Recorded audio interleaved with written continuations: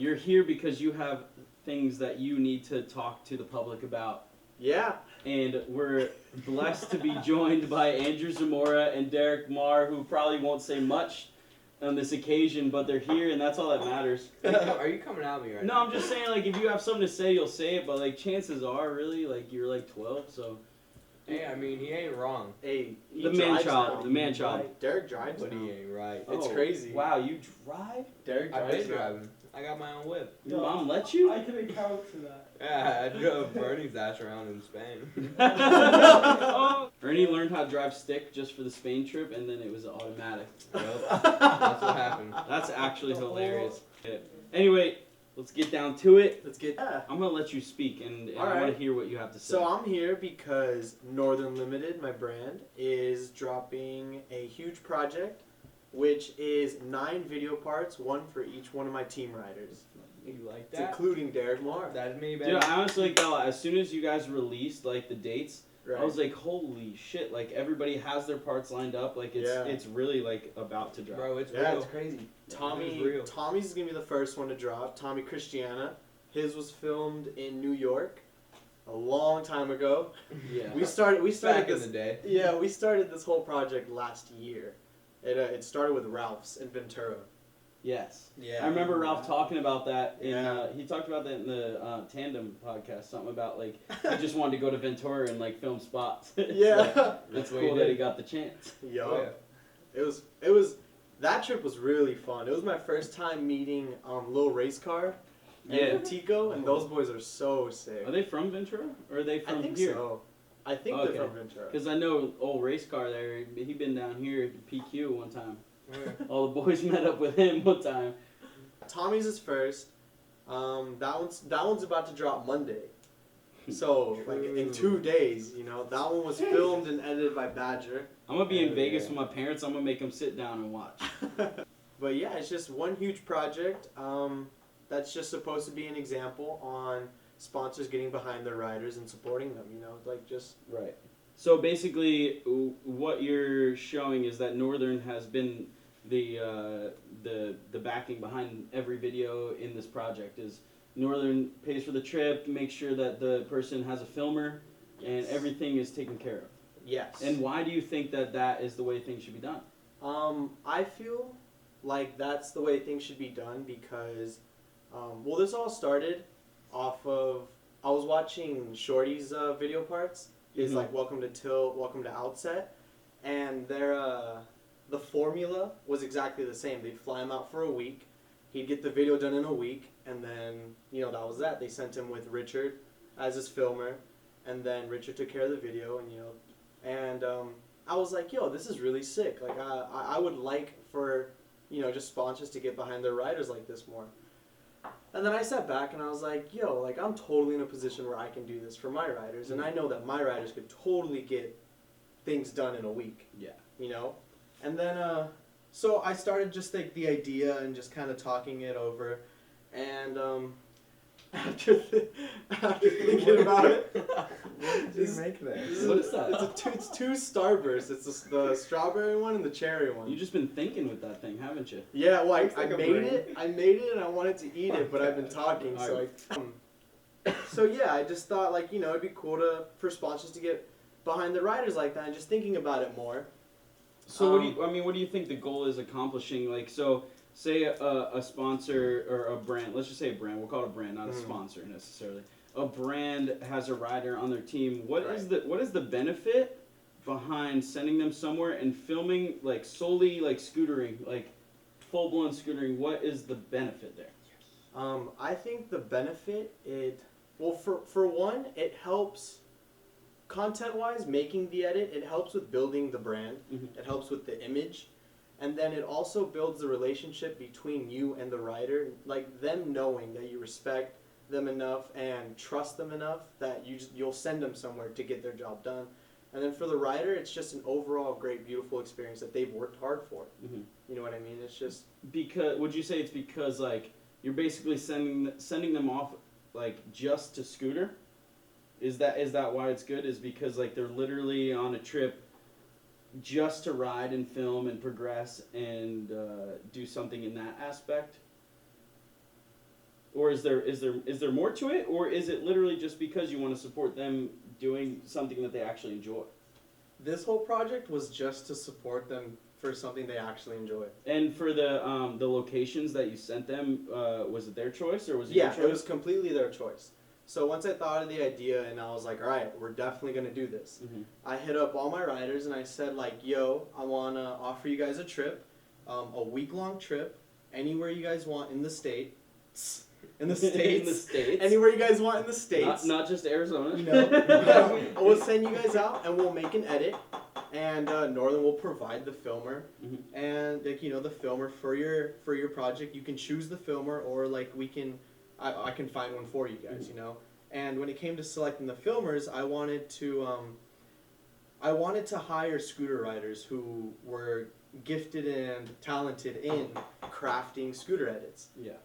Because in the scene when big companies have the funding to create content and make edits and all that stuff, they usually go with some jabroni who doesn't know how to make proper edits. You know what I mean?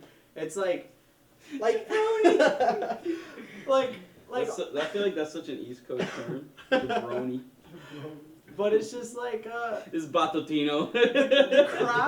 the craft isn't respected, Right. and it isn't valued as much as like in skating. Mm-hmm. You know what I mean? Well, scootering is obviously a lot younger, Right. and skating's been around for a really long time. Do you think right now is like the turning point where people actually give a fuck about how the filming looks and how properly it's done, as well as the editing? And I'm talking from a filmer's perspective. Do you think there's a lot more filmers that are in tune with what scooter riders want to see and what also looks more professional to the naked eye? Yeah, most definitely. I definitely think that. Yeah. I mean, who is to say when the right time is? Mm-hmm. But like honestly, I don't know. Like, who is to say when the right time is? But someone's got to make the turn. Someone's gonna say like, "Yo, like this has to change." Yeah. Because Well, I'm you tired look of at, seeing whack ass edits. Oh yeah, I mean there's a ton of videos that have been put out where filmers don't care. It's just they're filming clips, and Right. I mean we've seen some of the best riders put out videos that just it's like, man, this could have been so much better with the right filmer. Yeah. And then you get guys like Parrish or Badger or Daniel Ray. Daniel Ray, yeah, Eric absolutely. Olson. That put so much effort into filming a clip that like not only will the rider try so many times to get the clip right, but when they do get it right, sometimes the filmer messes up and they're like, dude, I'm so sorry. Yeah. And like that's important. And then like the guy has to do it again, and he totally understands that he has to do it again. Yeah. So you are absolutely on par with the rider being able to choose the filmer, because that is just as important as the rider. Yeah. Now, in terms of the content they're producing, why do you think that this content is important to scootering, and what does it bring to the table? I think it's important to scootering because we kind of need something to look at for an example, or just like something to guide us in the right direction, because like these dudes that you just mentioned, they craft very beautiful videos, Mm-hmm. right? And big companies who look to hire someone, they won't look to them. And if they do, they don't pay them what they deserve. Why do you think they wouldn't look to them if they don't? Is it I because they think it's don't just know who because they of are? resume. Or It's either who they are or resume. Mhm. Because like, I'm not gonna name drop, but like I know of this one situation, right? Please name drop. I don't want to. Where this dude he was like willing to spend $500 on an edit, Mhm. and I recommended everybody we used for this video project. And instead, he went with some dude like 2 doors down from their company's warehouse, because the dude's like, oh yeah, I used to film skate videos. Now I film like wakeboarding, And I have a red camera. and I have a camera, and they filmed it for one of my personal friends, Mhm. and it was just a terrible edit. And that $500 could have been spent within the community, Mhm. and it could have been spent on someone who would have done a way better job. Like phenomenal. Yeah, like a phenomenal A job. whole another world of filming, Mhm. like, just would have been. And do you think the It's ridiculous. content that is created with these actual good filmers within the community is just good for image, or do you think it's also good to get scooter riders stoked because like they see something great? Like I don't know about you guys, but when I watch a video and the filming is amazing and the riding is amazing and the song choice is amazing, it just makes me want to go ride. It makes you want to go film. It's good for our image from an outsider looking in because that person has perfected their craft to the point where they can make the rider look good. Like just doing a tail whip flat, whoever films it can make it look, it can look 100 different ways. That's so true. Depending on who films it, you know what I mean? Yeah. And if you film a tail whip from just up here, it was going to look like terrible. Yeah. It's just going to look dumb. But like, you know, there's specific people who have worked on their craft and they can make it look great, you know? And so it's good for our image. It's good for us, like just our community, building each other, making each other want to go ride, motivating us. And it's also good building each other as individuals when it comes to hiring each other. You know what I mean? Like just keeping the money within and just kind of sharing the money in hopes at some point in time, some of these dudes could make a living off of filming what they love. Well, we know right now there's not a lot. There's not a lot of money to go around. There's not too many. But that's the important thing to realize is that there isn't a lot of money to go around, but if you are to spend money in the scooter industry, spend it on somebody who actually cares about scootering and actually does something beneficial. Right. And know what you're getting into, not just like, oh, this guy like says he's all this. Cool. Here's $500. Give my boy this video. Yeah. You gotta know who you're working with. It's way deeper than that, and it's just really important to support people who have been scootering for so long, who are in the industry for so long, and will continue to be in the industry no matter how much money is actually presented to them. Right. That's like the defining point between like somebody who really loves scootering and somebody who just does it because they're good at it and will basically accept a sponsorship from anyone and will get paid. Is like, would you do this for this person if there was no money involved? And if the answer is no, then you probably shouldn't do it at all, even if there is money involved. And I understand that people need to get jobs or they need to find income or else they can't scooter anymore. But I mean, that's actually not true at all. Like you can still scooter even if you have a job. You just gotta find the time. Right, you can't sustain yourself. And everybody wants to make a living off of scootering, so they'll basically go to any means to get that. Right. But in reality, you shouldn't. You should support somebody who supports scootering and who knows scootering and who will continue to scooter no matter how much money is in or out of it. And it is very fortunate for your guys that they have somebody that is willing to back them and send them to these places.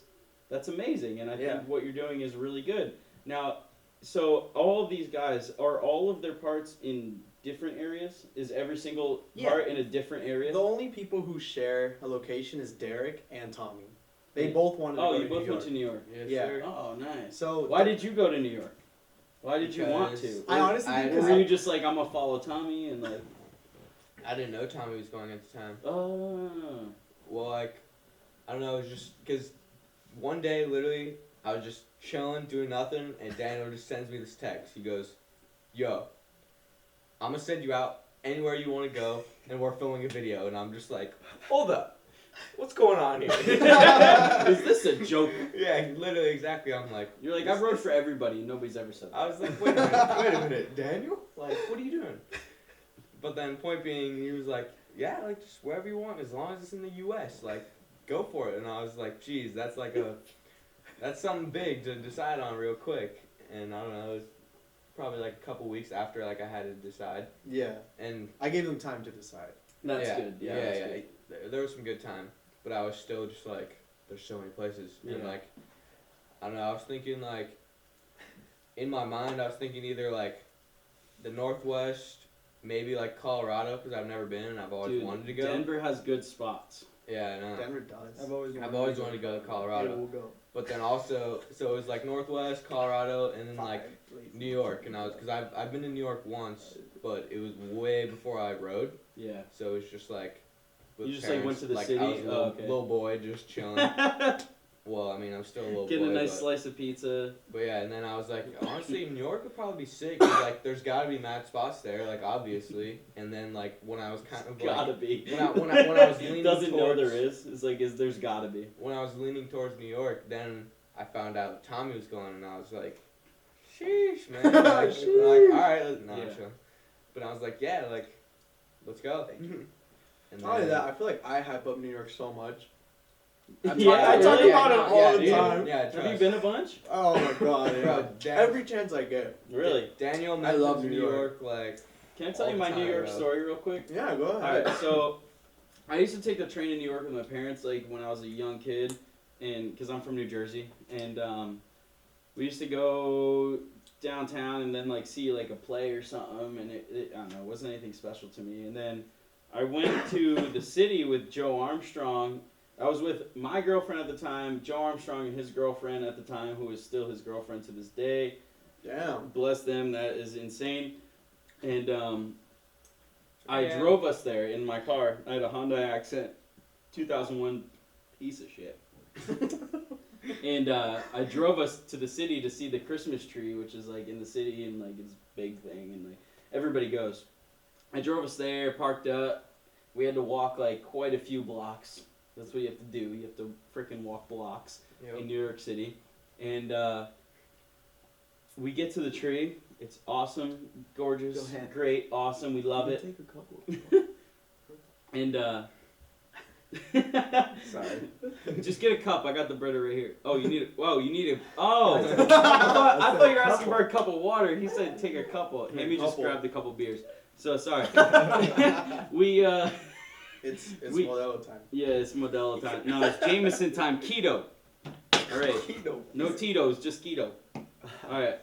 So we see the tree. We go back to my car. Car's not there anymore. No. Yeah. So I'm like, what the heck? And I'm like asking people, and they're like, oh, it probably got like towed. You got to go to like the impound place, which was like 6 long blocks one way and 4 long blocks another way. I get there, and they're like, yeah, you got like a $160 ticket, and then like you got towed after that ticket because you get a ticket, and then if you get your car and get it out of there, you're fine. But they basically do a lap around the block, and if you don't have your car out of there by then, it's gone. So yeah, I was in apparently like an unloading zone, not like a parking spot. I don't know how I messed this up. I never mess it up in San Diego. I've never once messed it up. Messed it up in New York City my first time driving there. So it ended up costing me about $400 to get my car out that night. God. I know. I know. And so since then I've never been back to the city. So like Really? So like good Never? for you. Yeah, so like good for you guys. I basically like refuse to go. This fool's never gone back. Are you like scarred? Just Yeah, don't no, drive. yeah, like, Just don't drive. I know, like if I don't drive, sure, I'll go back to the city. But like honestly, I've never really had the opportunity to go back unless I would be driving. I know like all the Jersey guys now, like Jay Philly, Joe Armstrong, even Kiara Mead was just here. She told me they go in the city all the time. Peter and Jack, all the New Jersey homies, shout out. And yeah, they love it. They ride so much in the city. But I mean, when I lived in Jersey, I wasn't really into riding spots and stuff, so I didn't go out of my way to go there. True. Well, it's great. Wait, I'm sorry. Was that your first time there, or That was my first time like bringing myself there. Yeah. Okay. Not with his family. Yeah, yeah. What made you want to drive that specific time? We went to see the Christmas tree. There's like the big Christmas Yeah. tree in New York, and Yeah. like everybody goes to see that. So like me and my girlfriend, See. Joe and his girlfriend, Yeah. just like we were like, all right, let's go see that tree, bro. Damn. Damn, that Tree. sucks. Yeah. All right. So anyway, past my story about New York, what I wanted to ask, geographically speaking, about the videos. Yeah. Do you think that location is important? And why is it important to, if it is important, I know it's important. Why is it important to showcase different spots in different areas and also find new spots? That's the question. Damn, I've never actually thought about that. Yeah, well now you're thinking about it because you're on Wait. the fucking, you're on the couch at Why Brillo. is it You got lighter? important Like to all, like all showcase these videos just being like spots repetitive, being the same everywhere? spot. Why? It's Why? just- All right. Basically, is like the question is and this, this isn't an interview. This is a discussion more than anything. I know I've been asking This is a questions discussion. to kind of keep it going along, but Yeah. so geographically, I want to know why you think it's important to showcase different spots in different places. Okay. And hold on. I know I'm interrupting. Go ahead. Shelby literally just messaged me and said, "Thank God somebody's gonna do this without interrupting." So, Sneak this. this is a sneak. What's the like depth of the question is basically like what's the significance of like new spots in new places? There we go. Congratulations. I you've know done it. we did it. Like, why are you sending people to places that they need to film at or they want to film at? Do you think people's riding is reflected better in those geographic locations and also new spots? Okay. What's the significance? There's a lot to answer, there- Daniel, and I want you to get there's to like all of it. multiple questions. Okay. Answer them all. One questions in one. There okay, different spots in different locations because there are spots that cater to other people's riding. So like everyone's riding style isn't different, and It isn't different? No, everyone's riding Yeah, style I was is like, I was different. like, Okay. My bad. I'm slushed. It isn't the same. It isn't the same. You had like one Modelo. I don't even think you had any Modelo's. Dude, I'm Drinking I'm water? up the H2. We got more. That H2, Oh, baby. I'm off the H2. Oh. Alright, anyway. So, Everyone's riding style is different. where you could everyone's riding style is different. So finding new spots, in different locations could cater to your riding style, and they could motivate you, and then you're just hyped on it, and just traveling and going to different places it's a whole different experience when you're a skater, biker, or scooter rider, because you see that place like no other. Like, tourists don't go in neighborhoods and like behind stores and interact with the locals there like we do, because the spots are everywhere. You don't just go to the tourist sites. Yeah. And that's the most beautiful thing about traveling as a scooter rider. It's so funny because Jesse Macaluso, who's a legendary scooter rider from New Jersey, I remember a specific Facebook status that he posted one time was like, "Yo, because of scootering, like I literally don't look at a stair set the way any person in the entire world ever looks at it." And I was like, "Holy shit!" Like you literally look at every stair set and it's just like I could do that down that, or like you see a handrail and you're like I could do that. Normal people are just like, I'm just gonna walk down I do this. not want to walk up these right now. Damn, bro. Yeah, I was just gonna say. Bro, that. like first time going to New York, right? First time Why ever going couldn't to this New be York an was elevator? for scootering. Uh-huh. And, I went as a tourist with my family recently, and it wasn't that cool. Like, you just go to Times Square, Yeah. and you're, like, stuck in that square, and you just do the tourist things, and it's all a front. Mhm. Like, my first time ever going was for scootering, and we went Yo. to every borough. And, like, I saw the real citizens of New York. I saw the real Too Real. And The real the real Too Real. You saw him like too real. Yo, but let's be real right here. Times Square is a damn rectangle. Like, if y'all been there, you know.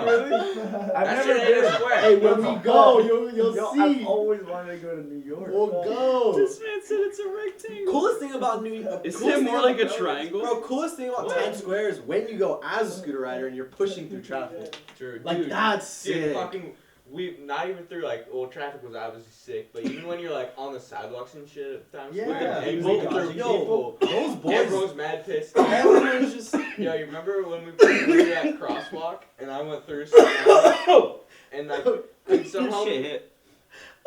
we were going through a crosswalk and I went like 3 feet in front of this dude walking, and he fucking stuck his fist out straight in my chest. No. Derek got And I the real stopped. shit. I stopped and Yeah, I was hit. trying to get in his And- face, and then Daniel was like, "Come on, man." No. I was like, nah, bro. You dadded out. No way, because Derek got the real, like, the stereotypical, because the dude was like, "Yo, I'm fucking walking." No, he didn't say that. I swear he did, because then He Derek said turned that. You around. ever see the Rick and Morty episode? He's like, Derek we got a turned around. saying where I'm from. He's like, what? I'm walking here. Yeah. That's like literally it. Facts, bro. So then Derek turned around and Derek got all ruffled up. This was like, "What? So what? Like, I'm scootering, blah, blah." I was like, Derek, let's just go. Like, come on, let's go. We don't have time for this. This can bring We up were the just- difference we had between time. East Coast I and was West about Coast. Like literally, you know how many times me and like the homies have been at skate parks out here, and like some asshole skater who's like not cool is just like trying to I've fight, lived and through my then whole we're life. like, Tell me all about right, it. we're like, all right, let's fight, and they're like, dude, I was just kidding. Like On the what do you- East Coast, bro, it's like there's no Yeah, kidding. no. Like no. if you're gonna get tough, you better be That's tough. what I'm saying. That's why. That's the only thing I hate about being in California Yeah. is the stuck-up people. I kind of that, love it though because it are makes all it just- easier. their 'cause, like, fa- you're their trying to face fight, is they're not.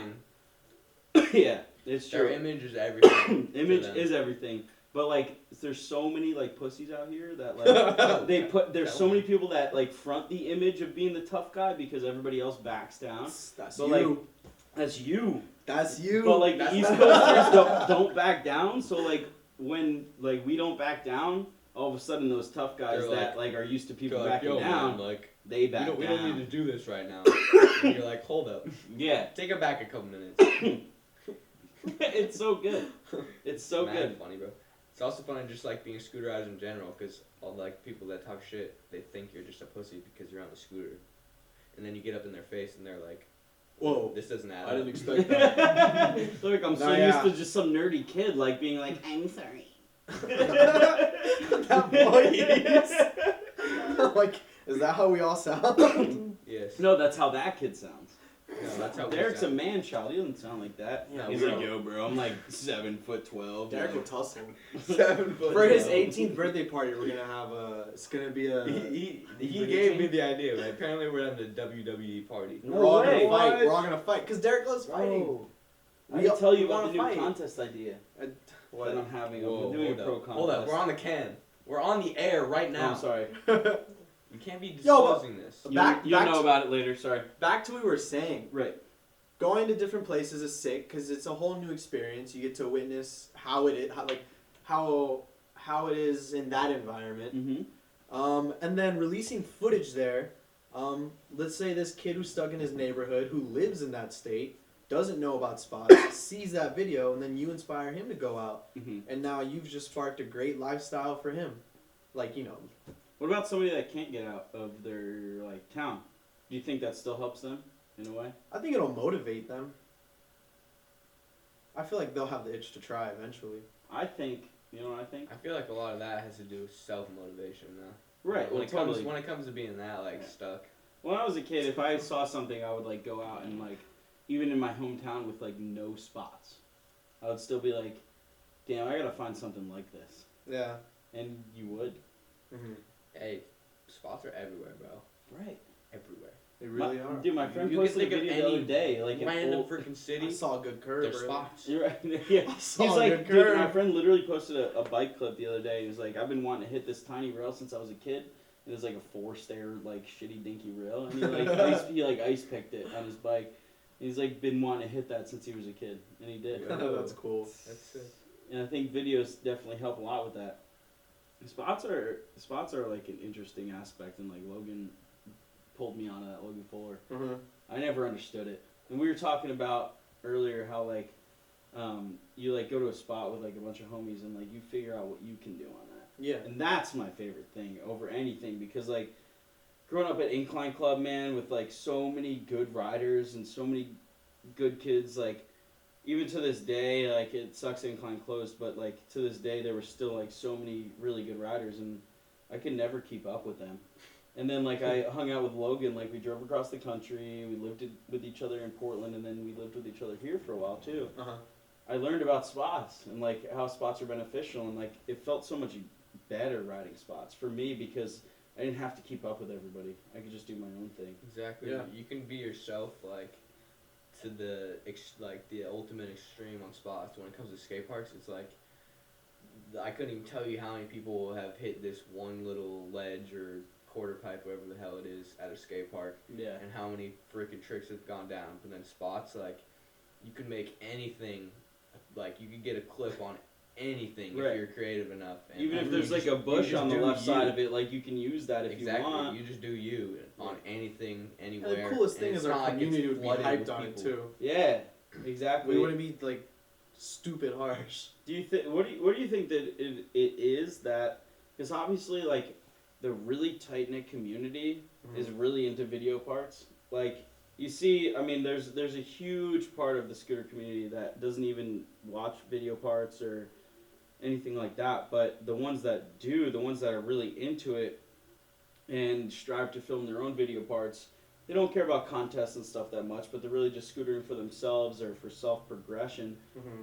What is it that you think, like, draws them to the video part? Like, why is, like, filming a video part versus, like, getting first place in a contest? Like, why is that, like, something that brings everybody together in such a stronger way than anything else? Like, why, like, just go into it, dude. I'm going to shut up and I'm going to let you just go into this. I want all of us to. I'm going to just sit back and listen. Well, I can't speak for everyone, but for me. No, but you're like, smart as fuck and, like, you definitely understand what everybody's thinking. So, like, for me, just, like, growing up, it was like a. I don't even know. It's like, first of all, you already love riding it, right? You already love riding a scooter. You love doing what you do on it. And then seeing a video part, it like sparks something in your mind and in your heart because it's so close to you. Mm-hmm. And then someone else who shares that passion is doing it right in front of you it could be a completely different way. It could be to like a new song that you're about to add to your playlist.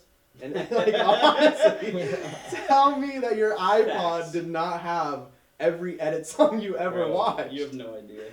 And I had Stevon Wilson's iPod in my pocket, and like, man, I had some songs. And you just watch someone else ride, and they do something that you do but differently, and it just like sparks your mind, it inspires you, it motivates you, and you just get this burst of emotions that you're just like, man, I'm so juiced. And then when it comes to you filming a video part, the process, it's like you have an emotional attachment because you spend so much time and effort on it that it's just hard not to care. Like, I know, I had to explain this to one of my friends because she didn't get it. Mm-hmm. And I was like, all right. So like, yeah, I was like making it more, like simplifying it for you. I can tell you how, like, it felt outside or like a specific sound while I was trying to get a clip, right? And like when I see a clip in my part, it'll take me back to like where I was at that time, because it was such an like exhausting and like stressful time that when you stop to take a breather and look around and you're just like, fuck. That second stays with you until you're like, you finish the clip. And then later, you watch your edit, you see what you landed, and it takes you back to that moment where you're like, man, I worked for that one. And you can remember like a scent, you can remember the breeze, you can remember a sound. Wow. And it's crazy. Like I've really never thought about it like that. But you have that emotional attachment to every single clip within 3 minutes. And it's fucked that that's even a thing, because you're just like, damn.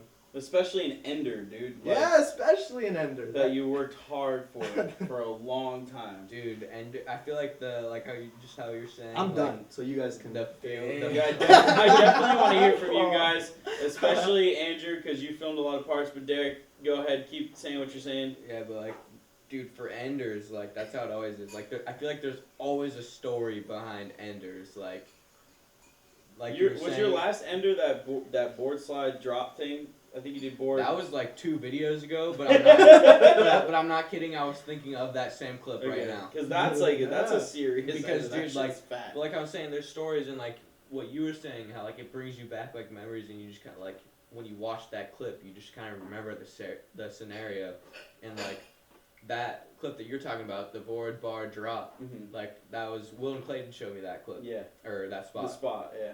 Because it's like right by their old house in Esco, and they've been telling like a bunch of people about it for a while because they just wanted to see someone hit it. Right. And they took like mad people, like I only can think of like 2 off the top of my head. They took like Nick Tedrick and like Elliot there, and they were both just like, fuck that, bro. For real? Yeah, For real? And I was like, hey, for real? Y'all are called out. Y'all are called out. And like they just kept telling me about this, and I'm like, couldn't. You're like, I'm young. They didn't really show me a photo of it. They just kind of explained, and I I'm was just young. kind of trying to imagine it in my head, and it Like, wasn't. take me there, bro. It wasn't really exactly what I pictured, but it was just like, because one day we were just like going. I think I was filming for the same video at Claremont that day, just getting a couple of clips of the skate park, and then. But like I wasn't going hard because it was like my first couple days after like riding again after I messed up my knee. So this sounds stupid, and it 100% was. And then they're like, yo, like, because I was staying at their house. How old were you at the time? 15? 14? I think 14. So like injuries don't matter because you're 14. basically made of rubber. Sure, yeah, that sounds about right. But yeah, I was like 14 or 15, Sounds about and they were right. like, I'm made of sheetrock. they're like, all right, so you want to go check out this spot on the way back to the house? And I was like, like I don't know, man. Like I'm just kind of like getting back into this. Like Let's just go to the gnarliest spot you I guys didn't know. seriously mess up my knee, but like I didn't ride for a bit, and I was just getting back into it. And I was like, yeah, like I'm down to go check it out since it's like right by their house. It's like a few miles away. Yeah. And I was like, yeah, we can check it out. Like I'll just look at it and maybe do it in the future. Like see what we're dealing with. And then we just rock up, and I'm looking at this thing, just like. It's literally just like riding straight. There's a 2-stair. There's this flat bar on the right that's like, I don't know. It's like it's not like high. it's like no, it's not like crazy low, but it's not like a tall rail. Okay. And then it's just a rail, and then it goes left and down, and then just straight off. You're just like, you're just like, you're like hold up, and then like. I don't know, I'm just dicking around, like, hopping on the rail, board side, and just falling right off immediately. Just kind of, like, just for fun, just, like, thinking if I maybe want to do it. And then we're all just kind of chilling, and they're just like, so, what do you think? And I'm just sitting there like, so. I'm just like, bro, like, I mean, we're here. We're here. Like, and then, I don't know, somehow it just transitioned to being like, sure, like, I'll do it. I mean, that's just like how my mindset works So when I get clips. It's Like, so good. like, Watching Derek like clips is insane. anything it is, like, even if like deep down I'm thinking about it and I'm like, shit, bro. Like my actual expressions are just like, all right, yeah. Like I'm either saying nah or I'm like, all right, yeah, It's cool. either nah or yeah. Let's do it. Exactly. It's a nah or a yeah. So that day if originally you were like, nah, and then you were like, yeah, and I was like, nah. it's like, all right. And then you were like, nah. I feel like it was kind of like somehow I was thinking like, bro, like I could never come back here again.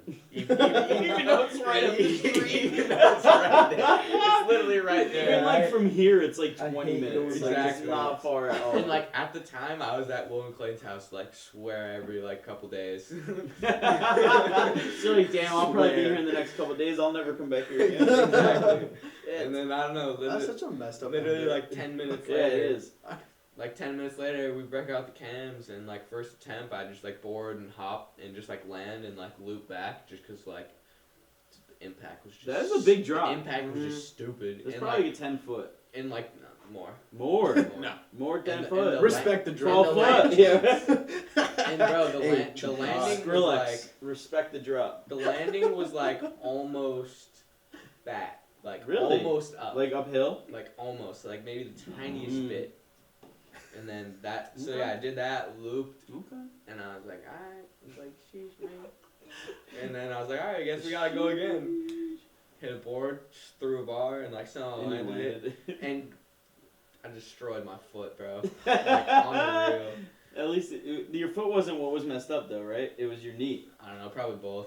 Well, no, your That knee was was messed up going before up to that. the- That up to was the at clip. the time. So, where- like, you didn't get, like, you got a new injury. You didn't get, like, an old injury that I got don't know. worse. I have like countless pre-existing injuries, so I couldn't So, tell you. like, when you 'Cause talk to your you health see- insurance provider, they're like, was this pre-existing? And you're Yes. like, nah, well, okay. you see, Every time I see Derek, he's You always hurt. you Yeah, see, something's- I grew But he like still goes a- hard. I grew a It's like, foot in a year, pretty That's much. fact. That's Yeah. facts. And if that happens to you, I don't know how many of you experienced that, but that destroys literally every single part of your legs. I can imagine. Like your bones are weak. toes all the way up. Like it's just, It's a wrap. it's terrible.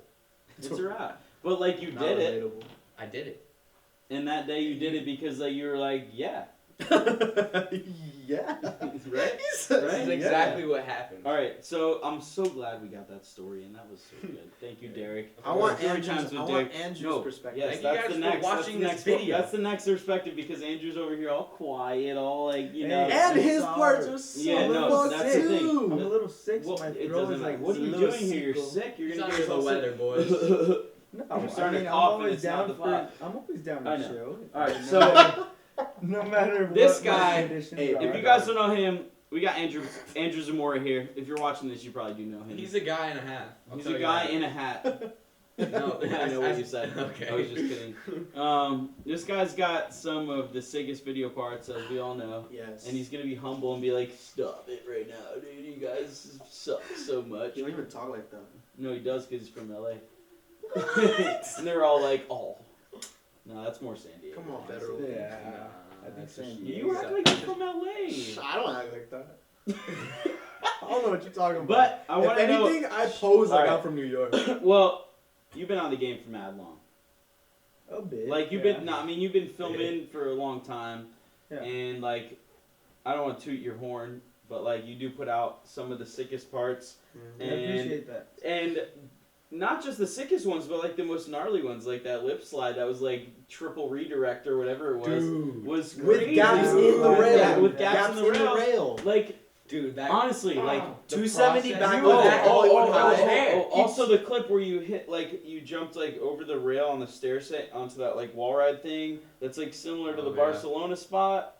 What And about then that? I think gap? you did three off. Maybe you I did can't three think off. of- Did that gap back lift come out yet? What's that? Like the gap backwards. Yeah. No, Okay, yeah, the gap Alright, back whip. Didn't you hit like a there's like So a stair comfortable. set with a rail and then like a banked wall on the side.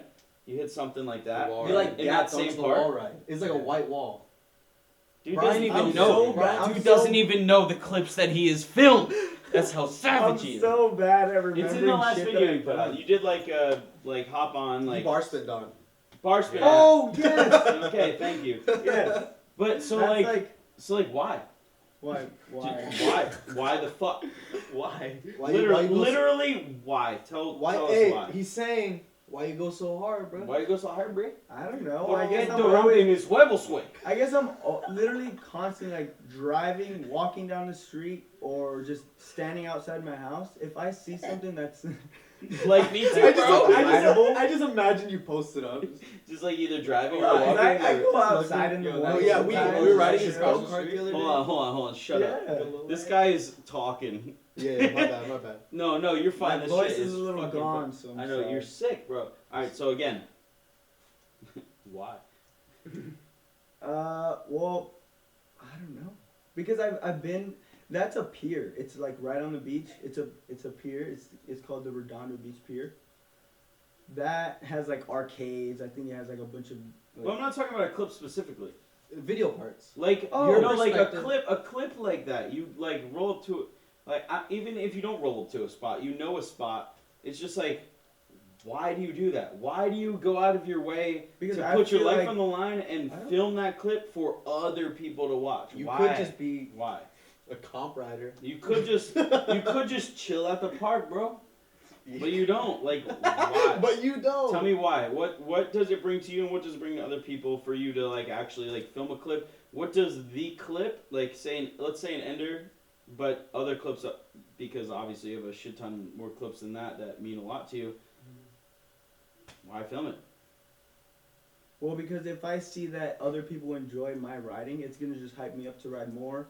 And not only that, I mean, if I see a spot that's rideable and something is possible that I feel like I can do, I'm like, why not? And if there's so many cameras all over the world now that people have, and you have the connections to, why not record it?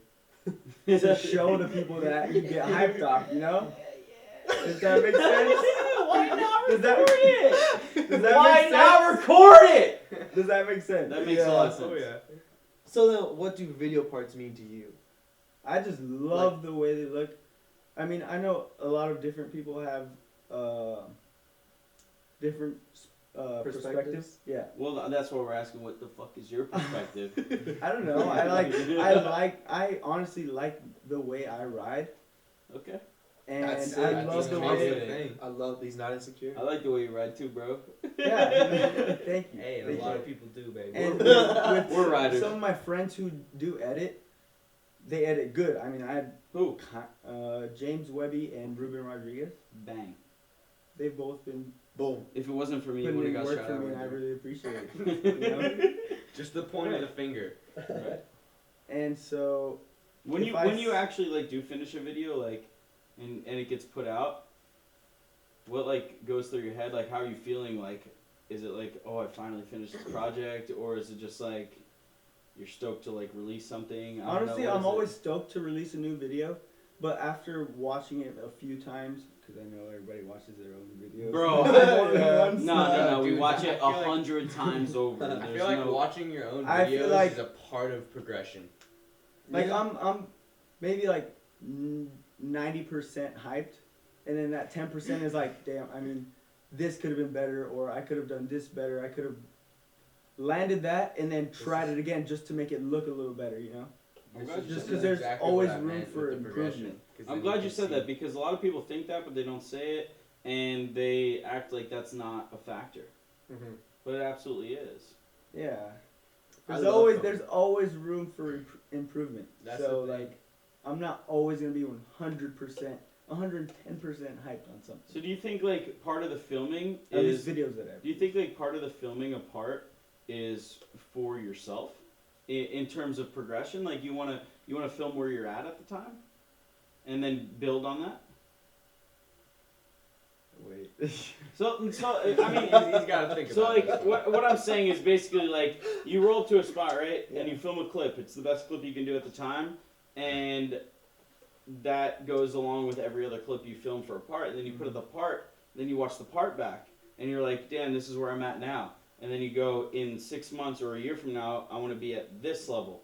Do you think that filming the part like it helps that progression for yourself? Because obviously, Yeah. like putting a part out is nice. Like people get to watch you ride, but like, what does it have to do with you? Well, yeah, it does kind of help the progression. Little what do you want to call it? Sequence, yeah, whatever. Yeah, whatever. Because maybe in the moment while you're doing that trick, someone's always, I mean, I'm at least like always scared. Not scared, but like I always know there's a possibility I can just fuck up on any little thing while doing a trick. Yeah, I'm gonna just, end it. yeah. Not your exactly. life, but your career. So maybe in the moment you don't Could think end you you. can Could do end your something. life. Maybe in the Never moment know. while you're doing that trick, you don't think you can do something, so you like settle for what you want to Mm. do, you know, or settle for what You could. you or- think you could do. Yeah. So later on when you're watching it, you're like, damn, dude, I should have just said fuck it and tried it, you know. And then, but then, like building on that, like, do you eventually then go and do that? Yeah, if the chance comes. Right. Yeah, if the chance comes up. Yeah, there's been times where I've like tried some shit after regretting not doing it Right. beforehand, you know. Yeah. And so, I mean, for me at least, like, filming video parts is just like every time, like you said, we watch our parts like 100 times over. Like after we put it out, we watch our own shit because we're constantly judging ourselves. I think as scooter riders too, like what we can do and what we can bring to the table in terms of the community and the culture. And so, like me personally, I watch my videos and I'm like, damn, I could have totally done something different on there. I could have done something better. That's what And yeah, then, that's but what then, I'm like saying. you go, okay, I will do something better on like a different spot. Mhm. Because like people, I think that's the other thing about the spots. Like why I think it's really sick that you're doing like the whole geography thing, like going all over the place, is because there's so much opportunity to do things on other spots that like you may have done a trick on a similar spot, but now you have like a different spot, like a new world. Yeah. Basically, like Albuquerque, which is like where very few scooter riders have gone, Yeah. or Albuquerque. Texas too. I think is a very like low key Yeah. spot. Anywhere in Texas, There's really. some Austin good is Austin is like people need to go there. Dude, that's where Even in Donatelli went. Dallas. Oh, he did. Donnie chose Austin, yeah. Mhm. A lot of the riders chose places they have never been to, Mm-hmm. or just like have always dreamed of filming at. Or like haven't seen Yeah. clips at. Like Turio went to Atlanta Mm. because you know he's never been there. And He always went there wanted before to. like the evil guys, right? Because the evil guys just went there. They just went there, or they just went there now. So Like, they we were- went, yeah, we like, went literally prior. there now. We went prior to that. Yeah, it was really cool. It was really cool. Yo, there's this giant wall ride spot. I It's know it. so good. Oh wait, no, Atlanta. It's thinking the of- one I'm thinking of Parish Austin. half cab wall road. I filmed that clip. Oh, that one on the Yeah. stair set. Yeah.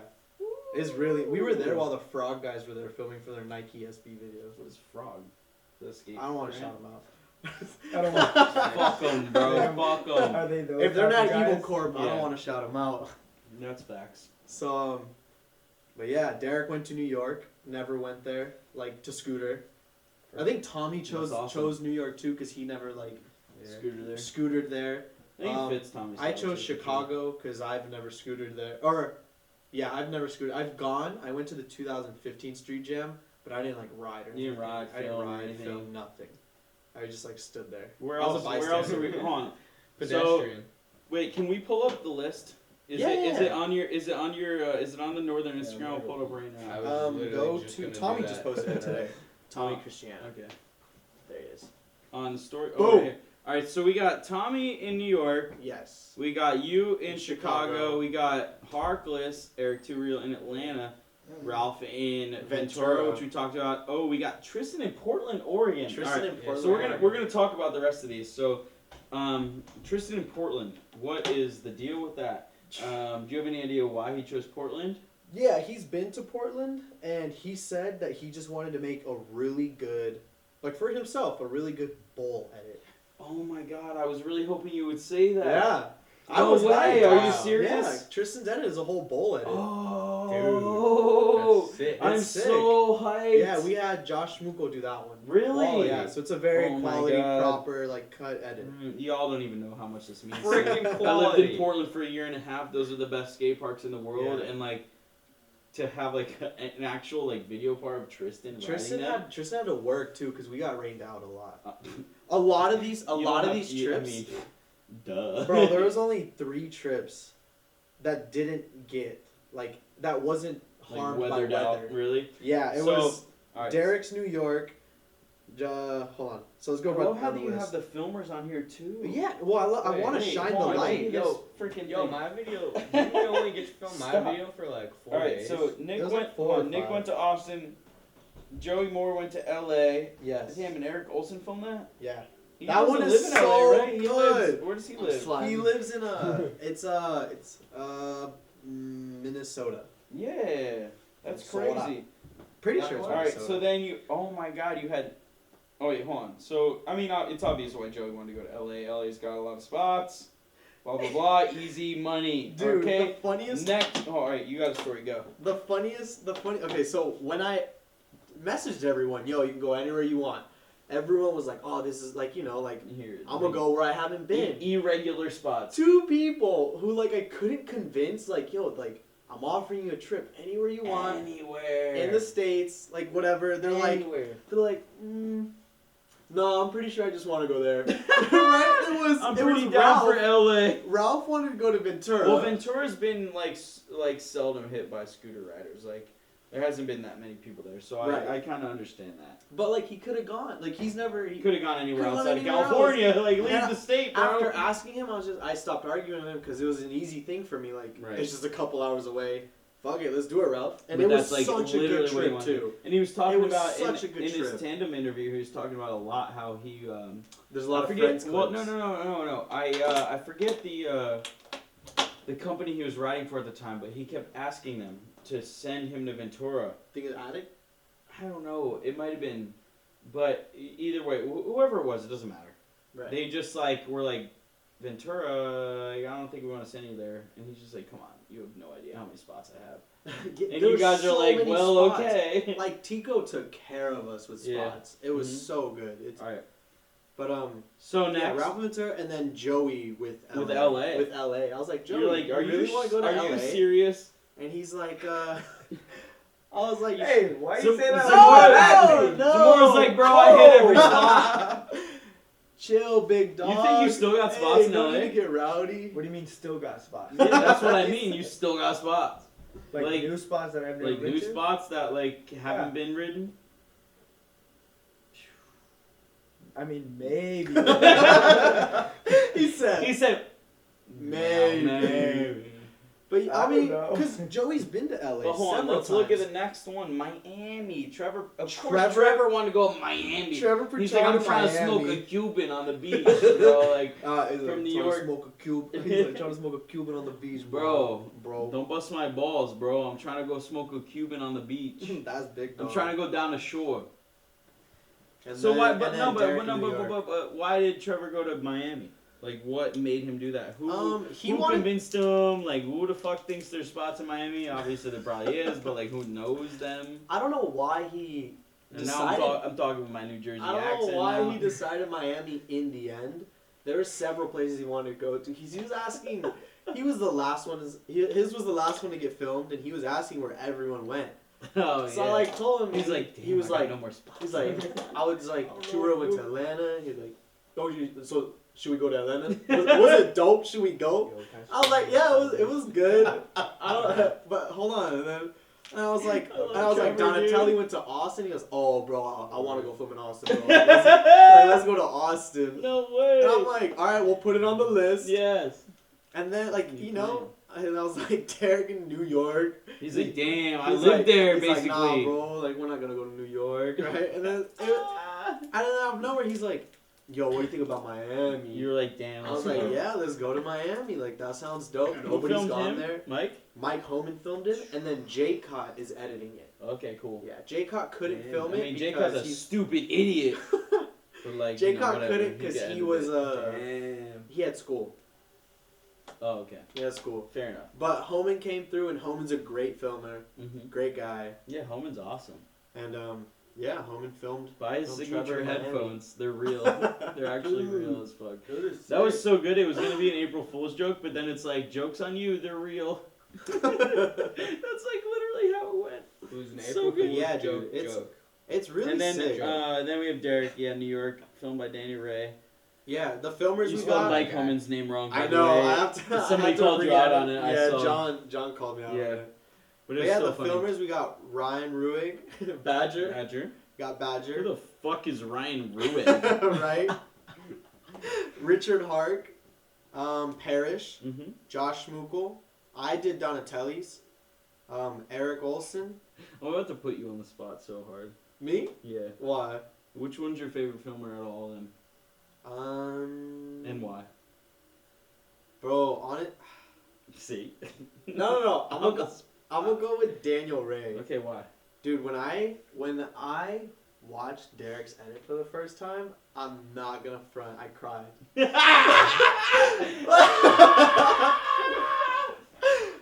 I cried, dude.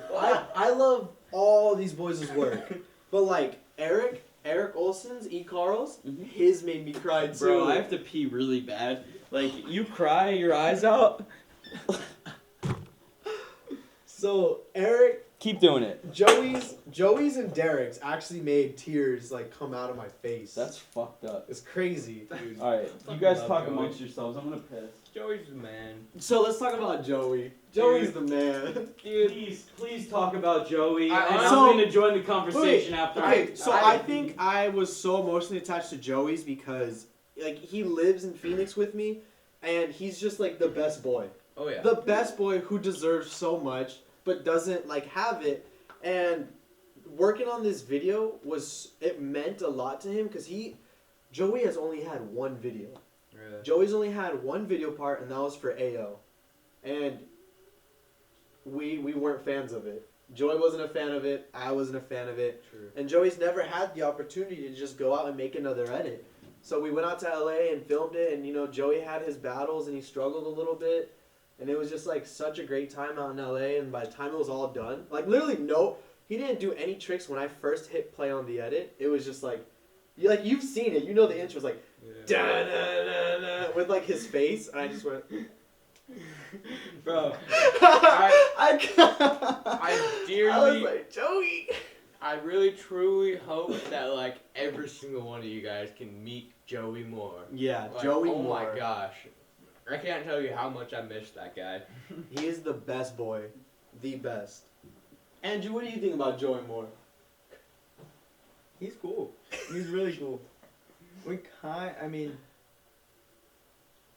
I guess I could say we kind of have like similar riding styles, or we like to do or ride same obstacles. Yeah. So I don't know. I guess I feel for him more. Have you ridden with him much? Not a whole lot. Maybe like Mainly at at skate- Woodward.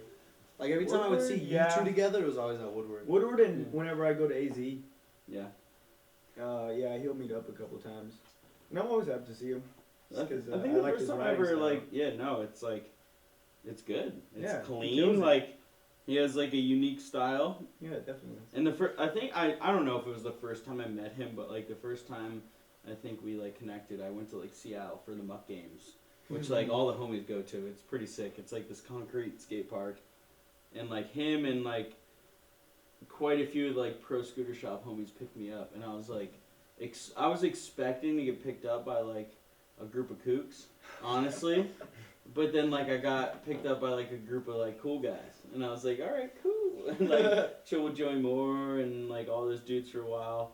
And, like, Will Judy's up there and Jay Burke. Oh, my God. Dude, Jay Bird. And it was sick. Like, I get such a good vibe from Joey. And, like you said, he's, like, such a good boy. He's such a good boy.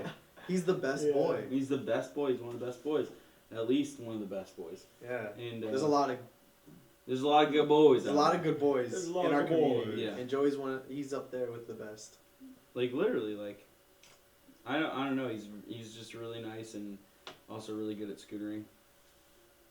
Who are some like low key guys that you think are on the rise? Low key guys on the rise. Yeah. Jason Cheedy. Okay. Bro, after A-Town, I can't see him as low key. Who, Jason? You think he's high key now?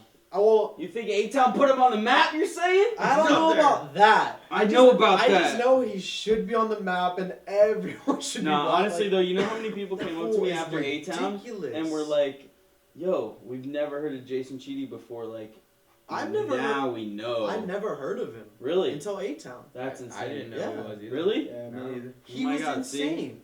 Living proof. After that, I was like, Dude, Uh, sick.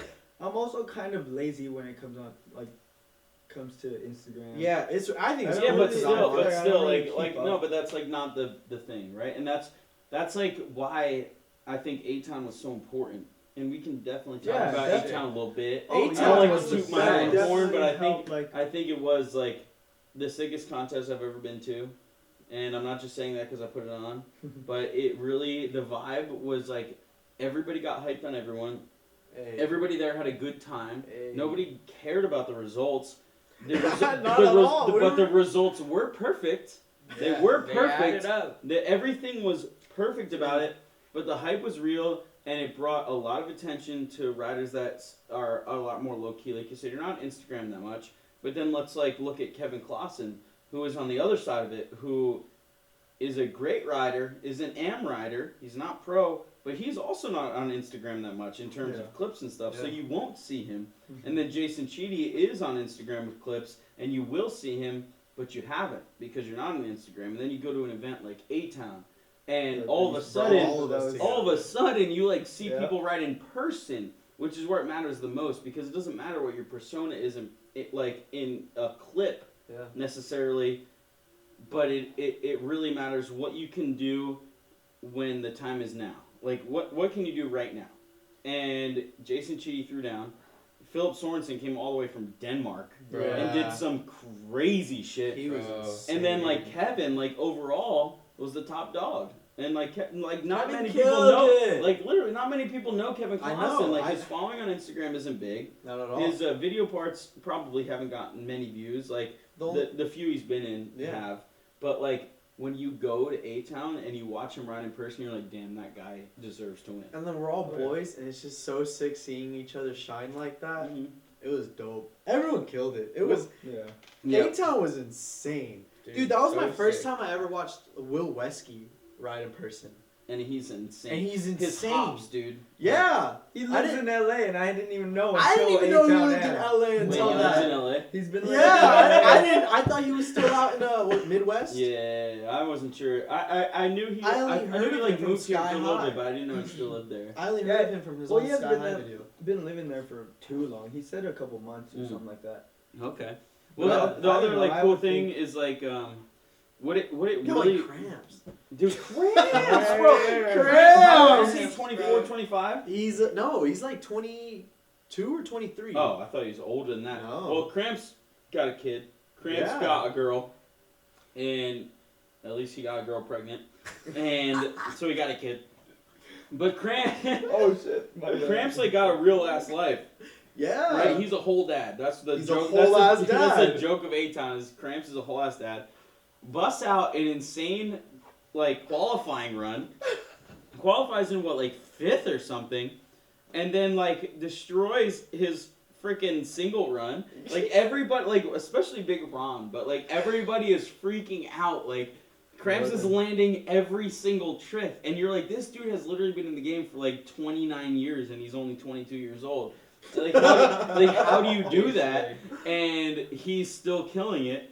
That was awesome. Bro, that kid is hungry. Dude, Like, he you, had a you kid- and him like did some real shit. Like he put out 3 videos in like 3 months. Yeah, we're trying to do that again. He's free for like Bro, 2 weeks when I get back. Bro, it was like 8 o'clock in the morning. I'm like, Oh, yo, yes, John Dev, day. you need to come in my room and see this. Cramps put out another video. This shit is real. You need to watch this shit. And it was insane. Like, I don't know, it was insane. But what I loved about it the most is what it reminded me of. And what it reminded me of is like the old days, like the SR days, when like everybody was just on Scooter Resource. That's how we knew each other. There was no Instagram, there was nothing. Right. And there was barely any competitions. But when there was a competition, like Incline Club, we had the Incline Club. The first contest was 2006. Second one was 2007. And the first contest, 2006, That's a long ass time ago. literally the I probably first was contest 3 of years 2006, I was 15 years old. You were 3? I was probably 3 years old. Wow. I was 15. It was my first contest. And you know who was there? You know who was at this contest? Terry Price, Wow. Josh Toy, Stan Josh Smirnoff, John Toy, Radke. Josh Toy. Twan was there, and that was insane at the time. Sneak this. But I don't think he's gonna Tyler watch it. Bonner, like, there was Matt McKean landed the first bride double in best trick and won best trick with a bride double whip. Wow. Fly out. Like, that's what it reminded me of because everybody was so hyped on everything going on. It wasn't just like people waiting for the runs and then like a couple people, like parents getting stoked. My parents dropped me off and was just like, let me know when it's over. Yeah. Give me a call, and I would use the phone at Incline Club and like call my parents because there was no fucking cell phones. And I need to stop aging myself. I did that a lot today at the contest. I need to stop doing that. But that's what it reminded me of. Is just like the camaraderie and like community, like all coming together and getting hyped on each other. And that is why that contest like soared above anything else, and why everybody there had a good time. And then not only that, the after party was. Well, I mean, I don't know. I think it's our community that we have is very brotherly. Mhm. Like I've been present at competitions like SD and ISA competitions and shit, and the atmosphere is very different than what A-Town was. How so? A-Town was those are just kind of serious and like Too serious. like way too serious. Dudes will do their runs, do insane shit, and you'll just hear like a whoa, oh. You'll hear the hype man go, "Wow, that was insane." Who's Clap that a little. guy? Right? But at A-Town, we like I said, it's like a brotherly community. And we would, because we're brothers like that, and we like love each other like that, and we just, And love scootering. We like just love that. scootering Bro, like that. A-Town was a we- genuine ass scooter competition. like nobody was there.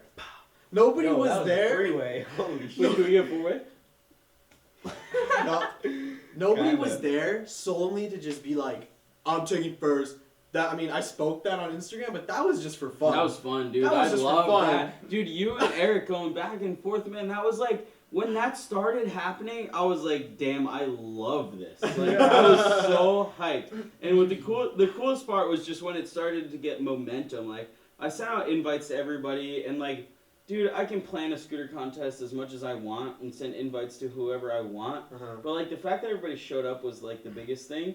But like once I started sending out the invites, and then like everybody started sharing their invites, and then you and Eric started like really like beefing, like like beefing. I mean, like not real beef, obviously, but just like I'm taking it, no, I'm taking it. And you start rapping back and forth.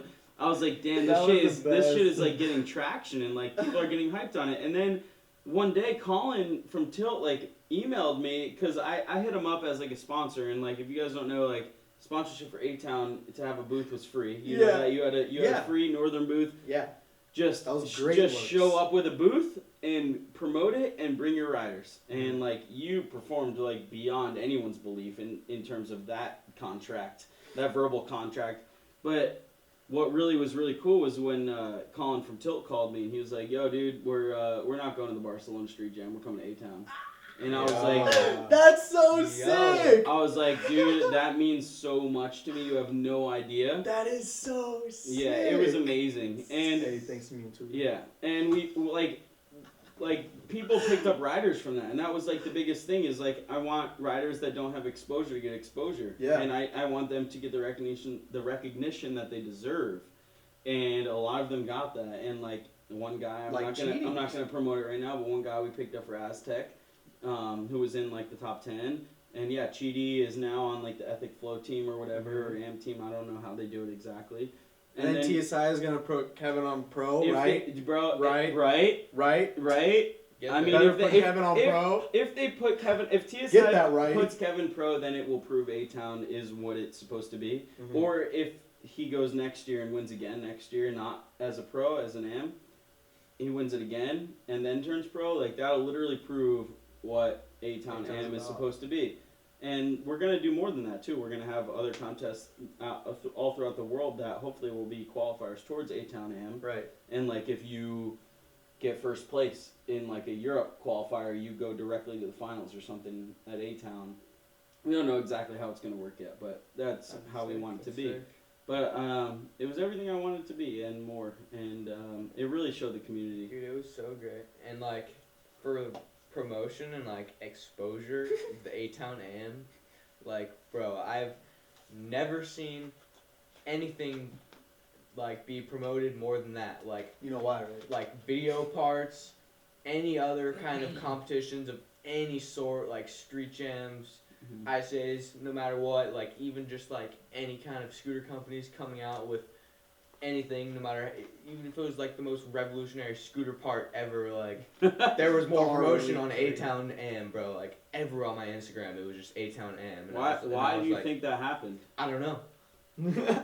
But it was sick. This guy, I know why it happened. Why do you think it happened? Come on, bro. Tell me. You really gonna ask me? You think it's because you rap? Bro, it's because I sneak dissed Aztec. I didn't even know you sneaked this Aztec. Yeah, on Sneak this Aztec is low key on the team. Yo, it's because yo, chill. I said low key. Don't worry, nobody's. But watching. it's because nobody made it this far. Come on. when we started rap battling. Yeah. I dissed Eric by saying like, yeah, you got the invite, but Aztec made you pay for your own flight. Cause he's on Aztec. Yeah, I know. The best part was Eric awesome, sent me the screenshot of Dom after listening. He said, "I guess I gotta buy you a flight now." Huh? The sneak this work. That's good. I like that. Dude, that's legendary. But it was fun, man. Dude, that was so sick. Like it was literally like the most fun contest I've been to, and like you said, it wasn't very serious. It was very fun. Back to what I was saying, because nobody was there to just be like, I'm first, I'm the best. Is it? Nobody's gonna get it like mentally, because in scootering nobody says that, but like mentally, we were all just there hyped on each other, hyped that we were all doing so great. Like, oh dude, great job! Like that was sick. I hope, like, all right, I'm gonna go, and then whoever, like the rest of the homies like, oh Daniel's gonna go. Yeah, good job, Daniel. Blah, blah. It's like Daniel finished. Who's next? Right. We were just all there to hype each other up because we're all there especially for the Big love, Ron. for the love of each Big other, Ron for the love of chilling. scootering. Yeah. Big Ron was yelling. But, yeah, that's so what I hard. liked about it too. And like halfway through the contest, the owner of the park, Kevin, Which shout out to Kevin for letting us do that because that's amazing and it really was a revolutionary contest for scootering. Halfway through the contest, he comes up to me. He's just like, "Dude, I've never heard this place this loud." And like, I can't wait till we put out the video, and I really hope that it showcases like the hype that was there. We had a few filmers. We had like one filmer for the qualifiers, and we had a long lens and a fisheye for everything else. Or we had a fisheye at least for the best trick. But the level of hype that was happening, even during the runs, like we had so many people like sitting on the park. Like I had the caution tape like off in the spine, but like people didn't give a shit. Like they didn't care about anything. Like that's where the spectators were supposed to be, but they were everywhere, all over the park. And like when like somebody, let's say Cramps, like Cramps heat. First of all, his qualifying heat. I don't remember who else was in it. But, like, his was the most hyped heat, and, like, no matter who did something in that heat, everybody was running onto the course, just like, yeah, just, like, freaking out. And that was awesome. It was because of the Northern boys, baby. I'm not kidding. We're like, yo, Cramps is going. Let's go, let's go. And we ran, and we were like, we were there for Cramps. Like,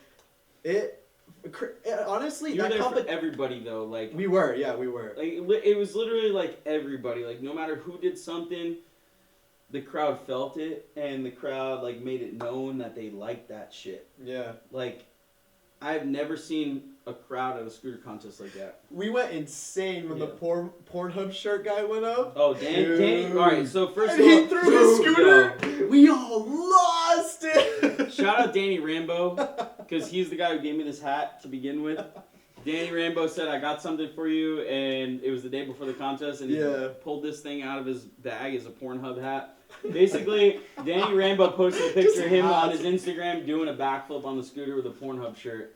And tagged them, and they posted it on their main Instagram account with like millions of followers, because there's a lot of freaks out there that follow Pornhub on Instagram. And who does so that? he started getting like hooked up, and like I don't know if he bought this hat or if he got hooked up with it, but like he busted it out, and like now I got a Pornhub hat, and it's sick. And Danny Rambo is like an OG, semi-OG. We'll call him semi-OG. He's like he's an OG of like the East Coast scooter contest scene, like Black Diamond contest and Incline Club, like the later contest. Danny Rambo was always in that. Right. And so shout out Danny Rambo for like still scootering and still being down to compete. And like he saw A-Town and hit me up and was just like, "Yo, I need an invite." I'm like, "Do you even ride anymore, bro?" He's like, "Bro, I ride." And bro, having him at the contest, and that inward where he just like let go and threw it at like 10 people, threw his scooter at like 10 people, and they were all like, "Whoa!" And it wasn't a whoa, it was a it was. We went nuts. It was like he landed it. I was sitting like maybe 5 to 10 feet right next to where that happened. And he probably freaked out too. Yeah. And then like he like goes back and like goes for it again and like lands it again. Or like lands it for the first time, but everybody freaked out again. Everyone was like scared he's gonna let it go again. They're like, "Oh!" But he then sticks it and everybody goes insane. Yeah, insane. For somebody that nobody probably has ever heard of in today's day and age in scootering. But like they respect so much like what he's doing. And I love that. That's why we did it. It was great. A-Town was great. It was definitely a good turn. We're going to do it again. We're going to do it again and again. And like a lot of people, this is the one thing that I wasn't like stoked on beforehand. A lot of people and like a lot of these people that say things like they don't necessarily like their opinion doesn't matter to me so much, but at the same time they're my friends, so it does matter. A lot of people were like hating on the fact that there's no prize purse. But the fact of the matter is, it's like, it's not a pro contest. You're a pro rider. When you do a contest, you should expect money to be involved because it's your job. And you're showing up to a contest to throw down, and like, if you win, you deserve money. But this is an AM contest. Like this, you're not, like the guys competing aren't competing for money. They're competing for the recognition. Or just necessarily, the opportunity. Like, the opportunity, and then also just riding for the recognition, because they're going to do what they want to do. Bro, after last time, I don't think money even matters. Like, right. Just being there in that atmosphere is what... That was the funnest part. That was the best part. But a lot of people beforehand were hating on the fact that there was no prize purse. But again, all these people are people that are pros, or people that have been known to, like, just constantly ask for money for shit Uh-huh. when like that's not what it's all about. And I've worked in the industry for a long time. Like I worked for Turnstile for 6 years, maxed out at $40K a year before getting canned. Like I made money in scootering, and I still make a very little amount of money in scootering. But I had options after Turnstile. Like I had companies hit me up, we can make you so much money, this, that, and the other thing. And I chose the company that I back the hardest, and that's Aztec. And I make like such a little amount of money working for Aztec. Like people would think it's a joke, and they probably would think that I make a lot more, but I do not. And it's just because I respect that brand a lot. And after working for the man for so long, I finally like realized like that's not it. That's not it, Chief. That's like, not it, Chief. Yeah, like I want to work for somebody that I respect and that I back the image and everybody a part of it and stuff. So A-Town is like the same thing essentially. Like you're not there because money is the goal. You're there because you want to support something that supports scootering at the fullest. Right. And that's one of the things I've been promoting a lot to riders is like, and even earlier today I was talking to Juju. It was like, do you really want to? You guys weren't here yet, but I was talking to Juju while he was here. I was like, do you really want to ride for a company for some money? Just because they're willing to pay you, like you realize that like by promoting their brand, you're lining the pockets of some guy that doesn't know anything about scootering, that doesn't care at all about scootering, just because he's willing to pay you, because you are good at scootering and you have a following. Like, is that really what's most important? Fuck yeah. Just kidding. Just kidding. Derek's laughing. But to the real scooter rider, what's most important, and we're gonna bring it all full circle right now, is what's most important is scootering, and the companies that back scootering the hardest and back you as a scooter rider the hardest are going to give you what you really want, and that is an opportunity to scooter places you've never scootered before. Hey. Stepping in, baby. There we go. Bringing it full circle. Yeah. Wait, you kind of Keep scootering. That's like Love 3 scootering. questions and a This little half. slug. It wasn't even a question, that was a Yeah, statement. Yeah, it was good. Repeat it. The scooter companies that back scootering the hardest and back you the hardest are going to look out for what's most important to you, which is just scootering. True people. Sending you on trips. Well, yeah, basically, like scootering in places and scootering Yo, at this is an spots exam, you've my guy. never scootered before. So basically, He said it Yeah. way more poetical than what you just said. poetical. And But basically what I just said. Yeah, no, but yeah, basically, like, sending me to just basically giving you the opportunity, not sending you on trips. That's just freaking cliche thing to say. I want to go on trips. No, sending you to places that are meaningful and that just bring you the ability to scooter places and spots that you have never scootered before, yeah. or never had the opportunity to scooter before. And like that goes a lot farther than money. And what people don't realize, especially since scootering is so young, is that shit like that, like what you're doing, is eventually going to bring them money, bring people money. It's gonna bring us all money, but like that's not the most important thing. And like the industry is going through such a time right now where the big companies are dying and the rider-owned smaller companies are thriving. Yeah. Not necessarily thriving right now. Everybody's But they're hurting. being- they're Everybody's stable hurting, enough but they're to- stable. Yeah, we can continue doing what we're doing, but eventually they're gonna thrive because of the things they're doing. Because it's building the culture. It's building the community. Right. And that stuff Community. brings longevity. Longevity is a word that I've used so frequently, especially working with Turnstile. Like I talked to the owner of Turnstile a lot about longevity, and he didn't necessarily believe in it. Like he didn't understand the things that I was saying, Mhm. and that's fair enough. He's a business guy. He's not a scooter rider, so he didn't understand that there's like culture behind it, and there is. And like doing all this stuff, doing all this traveling, filming these video parts that you guys have been sent on to do, that's longevity. People are gonna be able to watch that back 100 times over and go, oh man, I want to go ride that spot. And this Watch and that. edits. Watch edits. Hashtag edits. I don't know, but Jake's laugh. I got the belly laugh, bro. This shit comes from down under, like Australia. I got Australian laugh. Yeah, But yeah, yeah, I can. But Yeah, basically what I'm saying is what you're doing is really good, and it brings longevity and culture and a reason to keep doing it far beyond, like, being able to compete. Because like I said in the beginning of this, is like, I have competed. I've competed in skateboarding, I've competed in scootering, and I actually even competed in BMX. I got beat by a girl, I was pissed. I even threw a bar spin that day. Dang. So how you throw a bar spin that Yeah, day? she ain't even throwing a bar spin. Kate, if you're watching this. Damn, okay. knows the name. Off Kate, the bat. Katie from Staff BMX. I think he's She rapping. beat me. Which I'm salty still to this day. thing. But I competed in everything, and I still scooter, and I haven't competed in a really long time, and I think there's a lot to say about that. Have you ever competed? Any of you guys ever competed? Derek, you ever competed? 3 times. First one was Cactus Con. It was just like a little local competition at home. KTR. KTR, yeah. Second one was the SOS qualifiers. Mm-hmm. I did that one just like for fun. I was Westchester. hey yo, I've never competed. All my friends are You said that competing. to AO? To I'm just AO, kidding. what? You said AO, I never competed. No, I was like, hey yo. Oh. Not like Alpha AYO. Omega. AYO. Oh. AO. Ayo. AO. I was, cause like, I saw who was all going there, and it was just like all my friends. And I'm like, if there's any competition I would try to compete in, it's gonna be with my friends. So I went out Anytime. I went out to the SOS qualifying ones at Westchester in LA, and then the third one is A-Town. Yes. Yeah, I've only competed at those. Derek has No.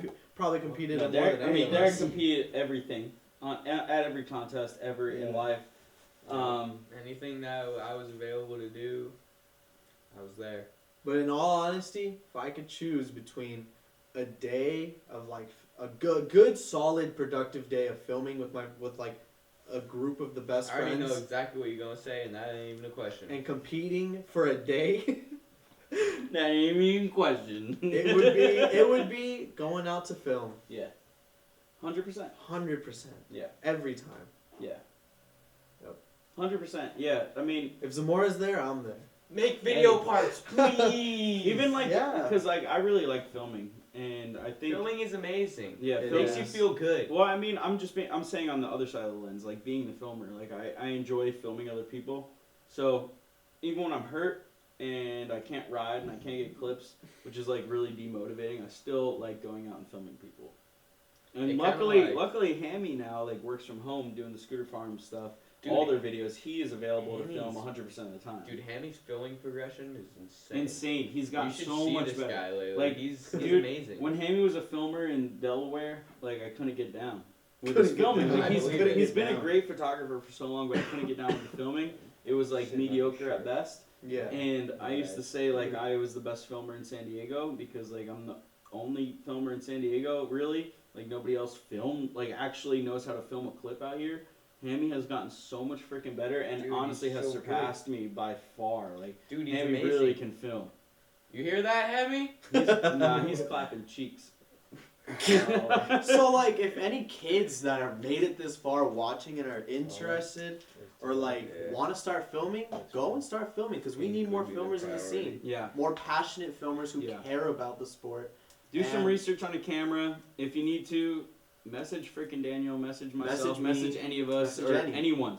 Anyone you know that films or has been filmed, figure out what kind of camera you need to get and like get on it if you're really interested in it. One crew that I really like to point out is the Fat Cat crew from Yeah. Baltimore and Mhm. DC area. Oh, you said poop DM? Wait, no, he said peachy, stupid. Oh, all right. No, I said concrete. Oh. No, I'm just kidding. I said it's a Shout Fat out. Cat. It's a Fat Cat. The homie just dropped a video on Trendkill, but I don't know if you guys know his brother. It's like the two Fat Cat bros. Man, they film a lot and they play music a lot, which is really cool too. You talking about the kid who just got interviewed? Yeah, on Trendkill. He is so sick. Yeah, and I read so that interview and it was so good. I met him a really long time ago at Charm City in Baltimore, Charm City Skate Park, and he was a little like dickhead kind of like he blew me off big time like, and I was like, damn, this guy's blowing me off, but he's like sick. Like I was watching him ride, I was like, damn, he's like actually good. Like he's got style. He's a little ass kid. So I'm not gonna tell him I like him, but Yeah, and then like years later, like this interview comes out and like he tells this whole story about how Story he's is taking mad crazy. drugs, like sent off to like a camp a couple Damn. times, and like. Did you read it? You should Oh, read it. dude, you It's should crazy. read that. And his Like, brother's on actually a Trendkill, good you filmer. said? Yeah, his brother's actually a good filmer, and they film all the Fat Cat stuff, and it's really cool. Like they've been doing it for a long time, and their biggest influence is probably McKean, which is probably like a lot of our biggest influences. Yeah. Keen is sick.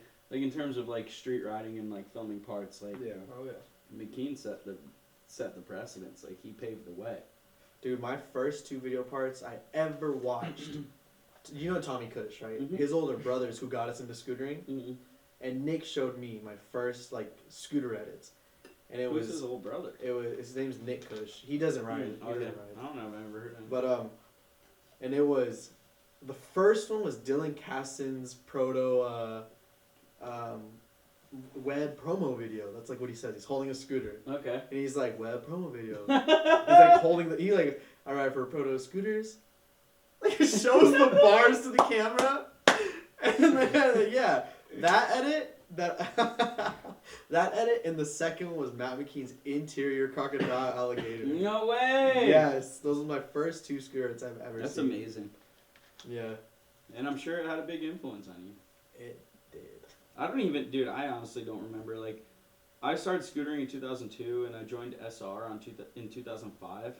I could not tell you the first scooter video I watched. It was probably one of Terry Price's videos. I specifically remember going on Terry Price's website and he had like a message board where you can like ask him questions and stuff. And I was just like, bro, where is this park you ride? Like, I'm trying to ride it. And he was like, something United Kingdom, like England. And I was just like, wait. There's people that ride scooters outside of New Jersey. Yo, where's that park? I'm trying to ride that. Apparently there was a Wait. lot. 2002 you started scooting? Yeah.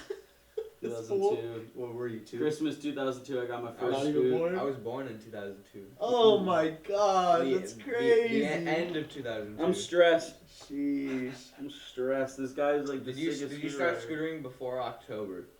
rider. December. Oh no, yeah, I did start scootering before then. But I actually got my first scooter that I owned Christmas 2002. But my neighbors in my neighborhood, shout out AJ Kalissa, he as if he's watching this. Yeah, that's what. He gave me. Shout out Nick Kush. He had like 3 scooters at his house. Shout out Nick Kush. Shout out Brian Murphy. Dude, Shout out like Matt. my biggest problem after Nick showed us those videos was like I went home and I went to YouTube. I'm like, what were the names? Right. Yeah. And I you're was like, all right, I'm gonna guess. I was Raise like, your scooter tricks. And yeah, then, Raise Dakota's Scooter. video Dakota comes pops up. Yup, You're crazy like, 12-year-old riding. Damn, this guy's doing backflips. Dude, no, I was pissed. Like I saw Dakota and I was like, okay, this is cool. I was like, this is cool, but where are the other ones? Yeah. Like those were sick. Mhm. Like no offense to Dakota, my bad, bro. But like But again, it brings the conversation around full circle. Is like, I feel like what's happening now in scootering is basically what it was like in 2008.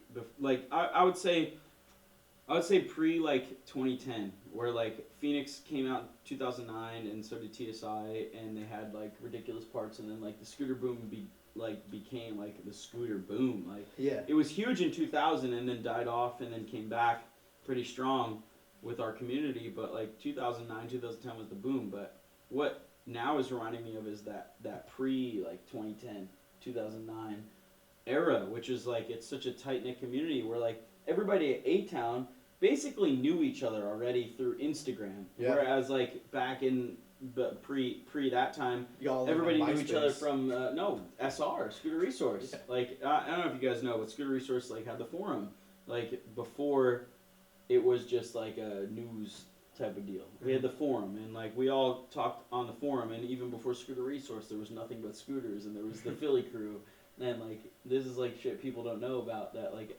actually existed like in before 2005. Like we had forums before then, but Scooter Resource was the main forum we all talked on, we all knew each other, and then a contest would happen, and then we would all show up, and everybody that knew each other from the forums would actually meet and get to know each other. And that's exactly what happened at A-Town. And that's exactly what's happening in the community now. It's like everybody knows each other from Instagram based on like who's doing the sickest shit, and like they're all vibing off each other and doing all this sick shit. and now they're meeting up, and it's the community.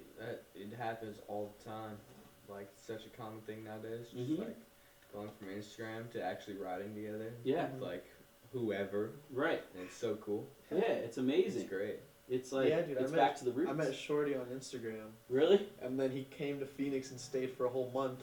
Ah! And like I got so lucky. And now he's I got doing Northern I got so lucky that him and I just like Hold up. not just him, but like the whole clan that's there in Phoenix. We just Yeah. all clicked with him because That it would was have the, sucked that if was he the didn't. first time you I met ever him. met him. Yeah. He just pulled up. Yeah, he's like, "Yo, I'm coming to Phoenix. Mind if I stay with you?" What? Dude, I'm gonna be there that's for a crazy. month. That's But the sick. thing is we would like comment and DM each other, and it was like kind of along the lines of, I don't know, like we had the same interests. So I was Mhm. like, yeah, he seems cool. Right. Yeah. That's Just because sick. of that. No, it worked. It worked. Yo. It was tight. The cam's fucking flashing red. The Cam's battery's dying. getting low. So we're gonna end it. Yeah. I don't know. I was about to crack a beer. But is there anything else that you really wanted to like bring to attention or say before we end it? Because like this is all about you, man. Like you, For you know, like you Northern. said you want to do this. You had Yeah. some shit to say. So like if there's anything else, right now's the time. Spit 'em. Yeah, I wanna say value your filmer. It's a mutual relationship when it comes to getting a clip. If any company owners are listening, value your filmer because it's a craft that not everyone knows. And they know how to film our passion properly and correctly, and they can portray it the way we all love it. Not parents, but us, the actual scooter community, The rider. the riders. Cramps is a parent. Well, all right. Cramps is a different story. And I'm his filmer. Josh Choi is a different story. Any scooter rider that's a parent, that's not what we're talking about. We're talking about scooter parents. Yeah, Not that's scooter rider parents. parents. So like you can hire a dude who makes music videos for a living, and you're gonna pay $500 to $1,000 because in the real world Or more. that's how much their work is, Mm-hmm. and they will not film our videos good because they don't know how. Their life isn't this. They didn't grow up They don't watching care our about edits. you. They don't care about That's it. what I'm saying. So if any company owners are listening, invest in a filmer who will film your shit right. Invest in your riders. If you can't afford them, then I don't know if they should be your riders solely because you can't afford them. You know, like don't make them hurt because you guys are hurting. Those guys deserve the work. Is what he's saying. Yeah. I I'm don't just know. saying keto, bro. There's a lot of favoritism. Well, Yeah. talk about it. Disgusting. Talk We're about on it. red. We have other batteries. All right. We can change if it goes out. Just freaking say what you're thinking, dude. Just treat your riders right. You know, if you can't pay them, you know, have a little verbal agreement on what you guys. I don't know. Just have a verbal conversation with your riders on what you guys can agree. It can be parts. You know, all of us love to travel. Mm-hmm. Just send them on a couple trips. Treat them right. You know that you sponsor them, and for riders, know that if you're sponsored and you're in a position where you're obligated to ride and to produce content, then do so. You know, don't complain about it. Like we work so hard to get there. And know your worth. Yeah, know your worth also. That's the one If thing I you're- feel like if you're in that's the stupid position- with scootering. I is, totally like, forgot to bring that up. Yeah. Like everyone is just like so like scared to like ask for things, and like that is the reason why scooter riders don't get what they deserve. Yeah. If you don't ask, you don't get. So you have to know your worth, and you have to ask for something, but you have to be willing to compromise as well, because obviously, whoever it is, the brand owner or whatever the contract be, like you need to know your worth. But if the brand itself can't pay that, you need to be able to compromise from there. Mm-hmm. You know what I'm saying?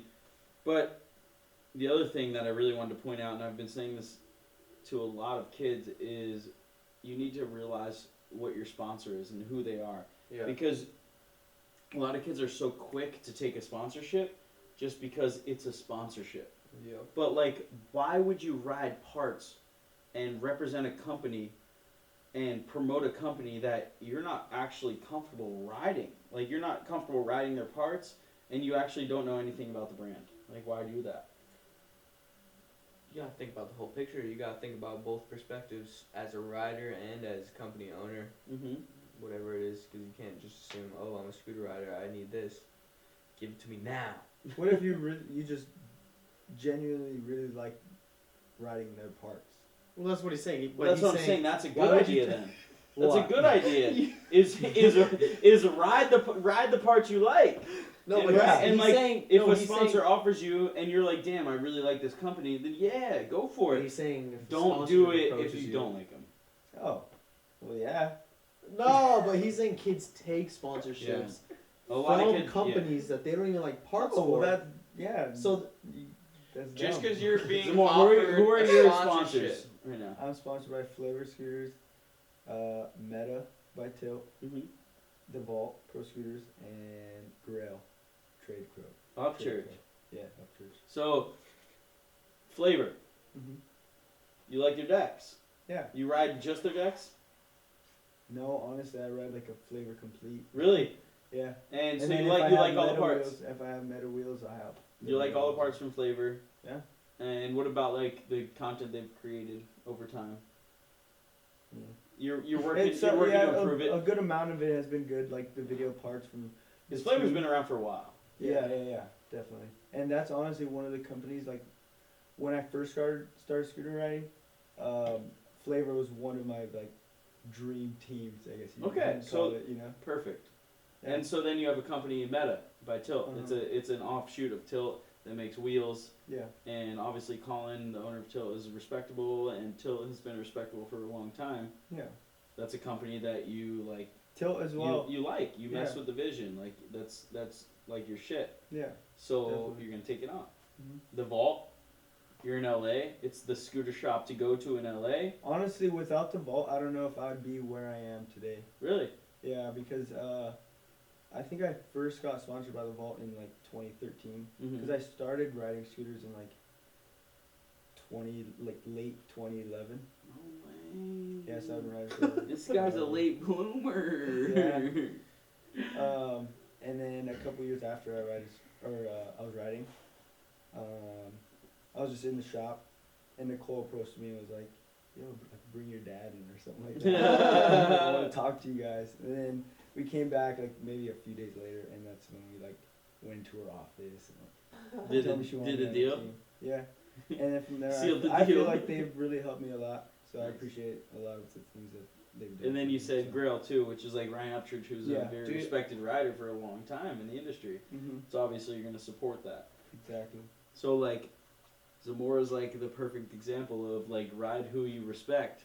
And like you didn't have the Flavor sponsor for a really long time. Like that's actually pretty recent. But I don't know the exact amount of time, but I want. it's been a couple like years. 2 years. Yeah, it's been a couple years. Yeah. But it wasn't like it probably wasn't the first company you were approached by, but and it also probably wasn't the last company you were approached by. But it's somebody that you like. You like the products. Yeah. You like And what actually, they're doing. Nicole, the owner of Flavor, or sorry, The Vault. The Vault. She introduced me to Dean, which is the Dean, owner yeah, of Flavor. I know. I went out. Years I went out ago. to dinner with Dean one time. We went to Hooters. Got Sounds wings. like a good Yeah, we time. got wings. We actually Got did good get wings. We gotta get them wings. But yeah, no, it's a perfect example of like ride who you support, and if you can't get sponsored by who you support, just ride their products anyway. Yeah. Because like this is an industry, and like we need sales to keep going. In order to keep thriving and keep being able to put out content Yeah. like you guys produce, we need sales. So like don't expect to get hooked up by your favorite company, but like strive to be a part of that company. And if Yeah. you don't, you don't. Because in reality, like you look at every other industry, skateboarding, BMX, inline even, it's like 0.05% of people that actually do the thing get sponsored and get put on the company that they actually like. So like I think that's one of the things kids really need to realize is that it is a pipe dream. It's probably not going to fucking happen. So just do it because you enjoy it. And if you do it for any other reason than like enjoyment, then you should probably just play Fortnite. There's always more than one chance. Right. You don't only get this one opportunity. That's facts. Like, and everything takes time. Right. It's not just gonna be bam, dream sponsor, done. Right, it definitely Like, doesn't, nah. but you still have to be selective. It's like, Oh, yeah. don't ride for somebody that you don't back. Like you could, like there could be 3 companies that you really, really back. And if one of them offers you something and you decide to take that, and then all of a sudden your number 2 offers you something that's maybe less, it's less than what the first sponsor offers you, but you happen to back this company more than your current sponsor, take it, sure. And eventually maybe you'll work your way up to your dream sponsor. But yeah, everything's a stepping stone, and being sponsored isn't necessarily the best thing. Like the term being sponsored isn't what's most important. It's I represent the company that I back the most. Yeah. I feel like that's a lot of things. Kids are just like, kids will do anything just to be able to say that they're sponsored. Mm-hmm. But that's like the tiniest little bit that doesn't even have worth behind it, and it's just kind of there. But it's like you don't get anything out of that, just being able to say you're sponsored. Right. Well, you get to tell your friends you're sponsored. Hey, What were you did gonna I say? tell you? I don't know how many DMs on Instagram I've gotten that said like, "Hey, what trick do I have to do, or what trick Tricks. do I have to be Do I able have- to do in order to be sponsored?" Like Andrew, you know. I was the TM for Grit, He's For Chris? He's about to Oh, cry. so you and for Phoenix. already know. You have no idea the emails I've gotten. If you were friends on Snapchat with me, you would know because I posted a lot of them on Snapchat. Dude, One you kid had told me me. he could rocket manual for a really long time. Bro, when I Rocket worked, Man. Rocket manual I for, worked- Rocket for a Man. really long time. Like, I All know the way the, over. the DMs get insane, and like still to this day, like I still get like requests about sponsorship and stuff, and even like I get like scooter dads that are messaging me, or bro, even one time I'm in the Aztec van on the way to A-Town, and this guy calls me, he's a scooter dad, and is just like, how do I get my son an Aztec? Like he's all about it. I was like, really?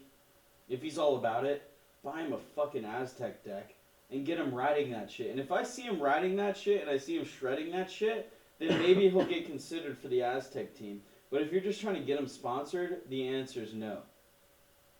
that's sick. oh yeah, I think that's sick. gotta spit the That's truth. You how want- it is, though. one of Like, and even when I worked for Turnstile and was team for Grit, Yes. so many kids would message me, and the message is the same every time. Grit is my favorite company. I love it, and I would love so much to represent it. Here's my sponsor video. Not a single Grit part on their scooter. Really? Grit is your favorite company? You're not riding anything from the brand. Why would I consider you? And I would literally tell kids this. Yeah. And they'd That's be like, sick. holy crap, I'm going to get a Grit deck.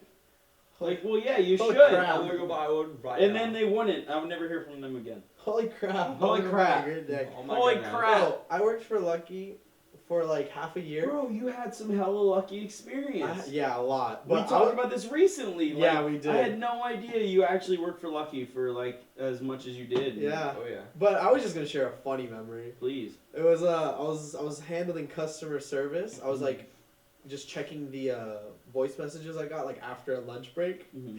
And this one kid called and he's like, it was so I have it on my laptop because love I'm like, I voicemails. need this. I need Voicemails this. are the best ones. He's like, hey, what's up? My name's like blah, blah, blah. And I think you guys should sponsor me because I'm a pretty ferocious rider. I've never heard that vocab word and it's like ever. He's just like, Ferocious. I'm a pretty ferocious rider. That's and like I'm angry and I'm like getting it. I'm And hungry. It's like, and I could definitely make your brand look good. So Right. So hit Dude, me you up. He's like, hit me up. I hope this kid is watching this And video. I died. Bro, I can make your brand look good. After Word? that, I just tried using ferocious as much as possible. Ferocious, bro. I'm I a was- ferocious rider. Ferocious. That's like angry and like 'Cause I'm a trying to like ferocious destroy rider. everything in front of me.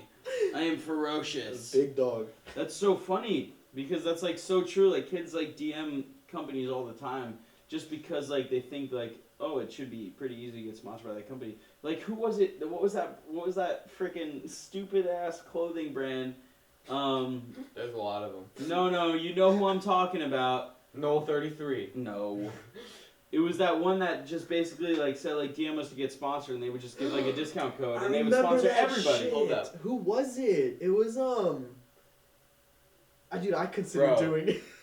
We have to figure out the name of this by the time this video is over. Yeah, no, I can't. I It don't was know like, why I it don't was like know in the it. same era of Nesk. It was like no, yeah, it was. It was like basically Wait, like can I ask one question? yeah. What year or was this? It was like 2 or 3 years ago. I'd say like Yeah. 2 years ago. Little Yeah. kids were telling me at Woodward this like, yeah, I'm sponsored by this I one. want to And say then it was like their, something way. their friends were like, dude, it's No. not a real sponsor. way. Like they just tell kids they're sponsored and they give them a discount code. Like- Yeah, no, they literally did. Their website had like this whole this like they had like a PDF file of like what it is to be a rider for this company, and It was literally like buy a shirt. yeah, it was like buy a shirt and you're on the team, and then like you get like a discount code for like Yeah. 10% off or something stupid. I'm like, gonna have to do that. and like you're Generate some on the sales, team, and shit. everybody would literally have this company in their bio, like I'm sponsored by blah. You can't remember it right now I because we're can't all think shot. And If we could fast forward into the future, there would definitely be at least 15 comments just on this search video. of the name. apparel on Instagram, and like you'll probably find it. No, 'Cause not it's like that something. easy. No, it is something apparel. Apparel. you Dude, don't that's know how sad. hard I've been thinking about Boxes this. Limited is the first one to come Ooh, out. R.I.P. Boxes is the first. But like no, that's one. what it is. It's like literally kids like chasing to be sponsored, to get a sponsor. I remember being like I started skateboarding when I was 5 years old, and I didn't start scootering until I was 12.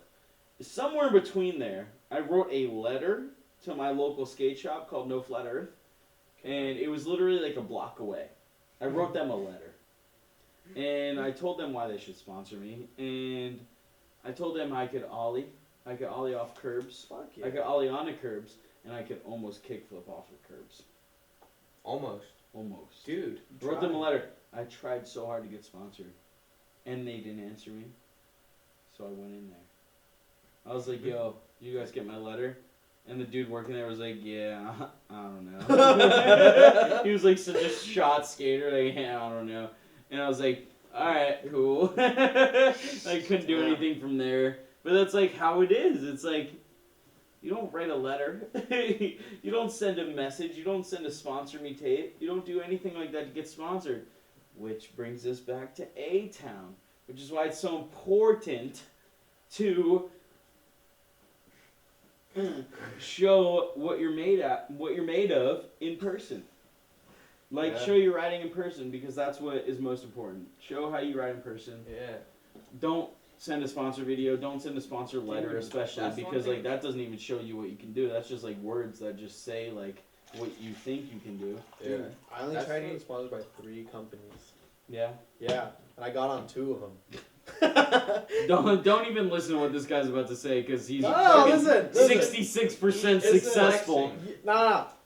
So life was just happening, and I'm scootering for fun. It does that 'Cause I honestly. love it. Like, sometimes It life does happens that. and you scooter for fun. It's a weird And then concept. Joe Norris tells me that Scooter Zone's having a competition. Mm, Like they redid their whole team and they sponsored everyone by just Yeah. video parts. yeah. I filmed mine in a day and I got sponsored. And I'm like, oh, okay. Ow, sick. This guy. I was like, I thought that was his open leg. No, I'm doing that to I my was leg. like That shit would sick. hurt. And then after I was like, Scooter Zone, I'm like, yo, I'm Gucci. You're like, man. I'm like, I don't even want to get sponsored right now. And then later on, I hit 2 companies up, Yeah. Phoenix, Mm-hmm. and I hit up Proto. Hold on. I hit So up time- you and Matt McKean. First of all, shut up. Can we talk about Phoenix real quick? Burrito hit me up. I hit him up. Burrito, what did you message me? I want to be on Phoenix So bad, please sponsor Now.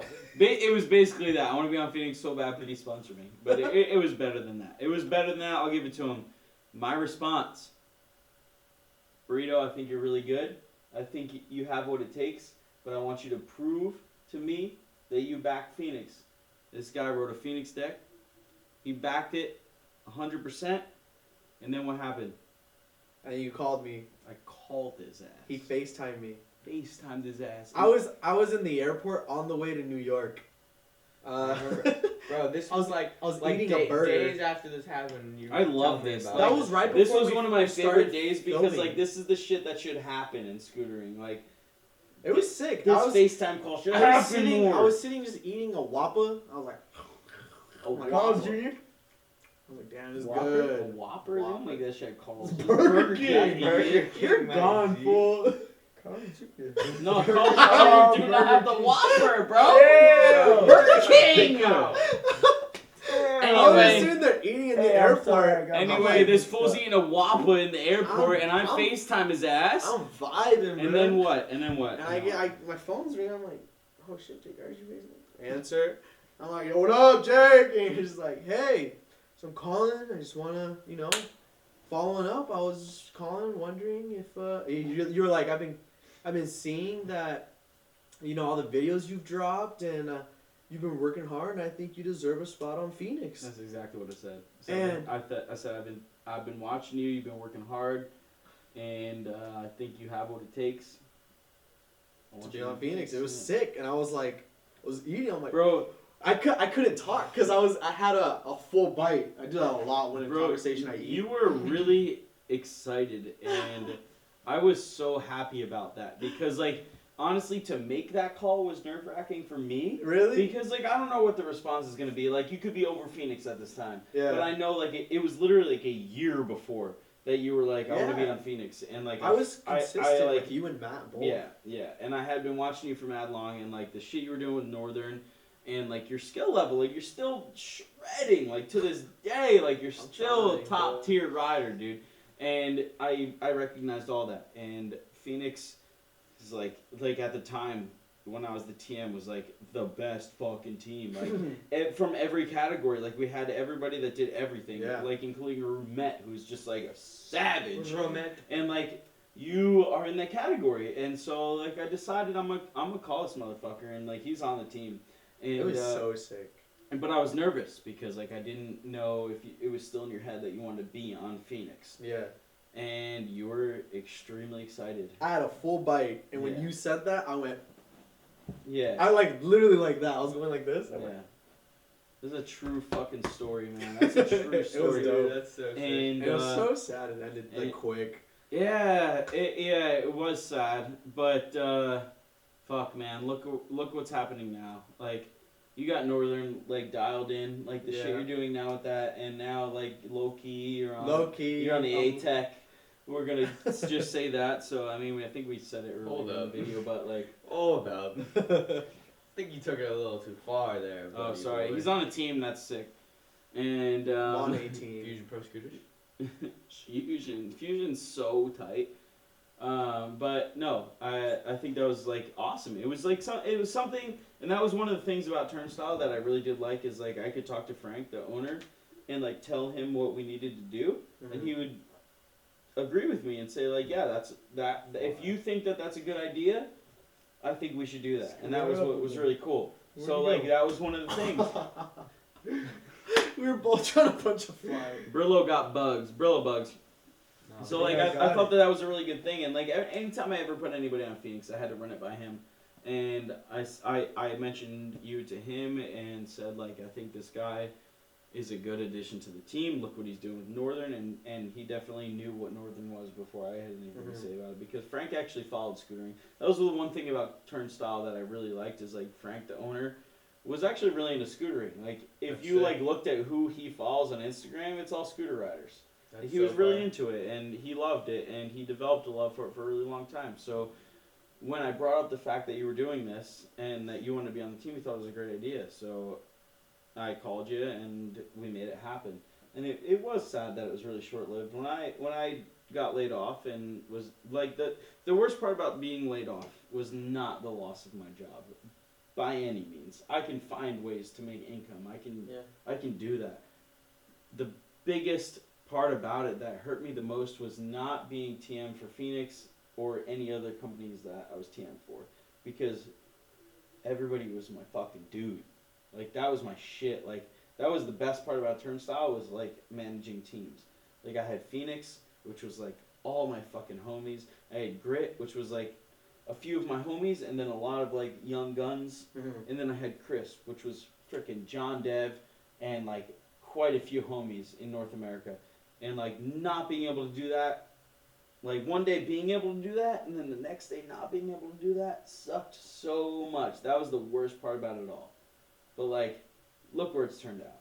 Dude, like after you were gone, it was pretty. Phoenix was just like in the group chat. It was just like, Bro, sending that text to the group chat that was like, I'm out and I'm gonna remove myself now, was like one of the hardest things I've ever had to do.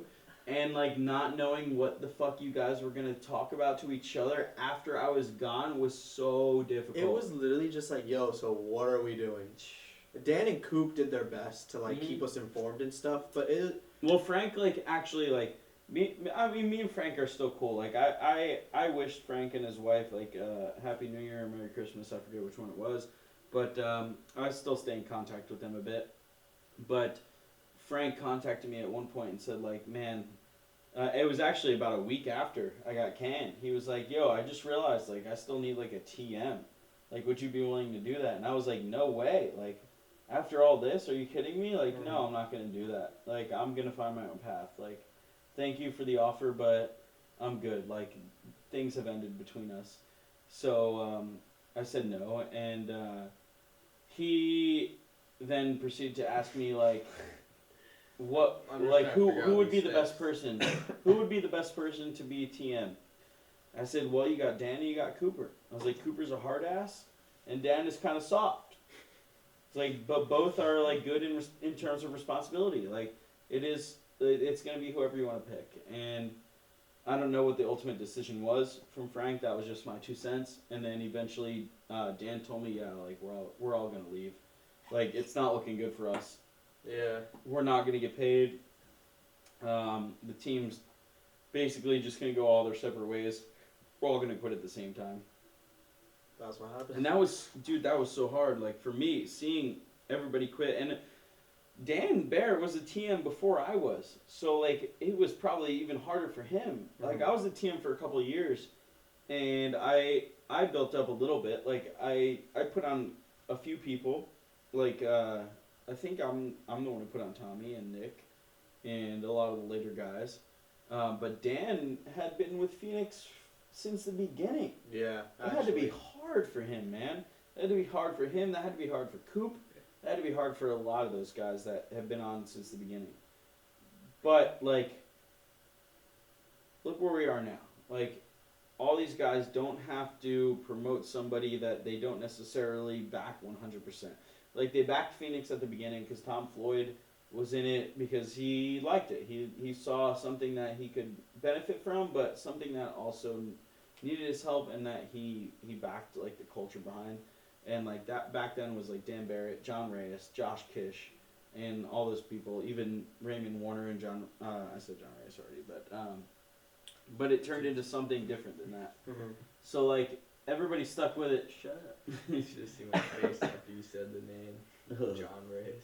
Was it like this? I don't know, we'll have to watch the clip back. We'll watch it. But yeah, it turned into something different, and it turned into something that people weren't very stoked to be a part of, but it was giving them something that they enjoyed. And like, we went on trips. Like, see this picture on my fucking wall of Rumette backflip dropping in Mexico. That's in fucking Mexicali with Dan Barrett filming him. Like, that trip we went on cost Turnstile $60,000 fucking dollars. $60,000, and that's just because we went to 7-Eleven every other fucking day and bought all these snacks and drinks, and I had the card. That's how scooter trips go. No, that's not how scooter trips go. That's how that scooter trip went, and it was very bad, and it actually made us not go on as many trips after that. So you're that tour we had like 15 of the top pros at the time on tour, going from San Diego down to Mexico, up to Arizona, and then back to California, and spending like 3 of the best weeks of their lives together, and it was awesome. And like, Frank, the owner of Turnstile, like, understood the benefit of all that, and that's what was cool about it.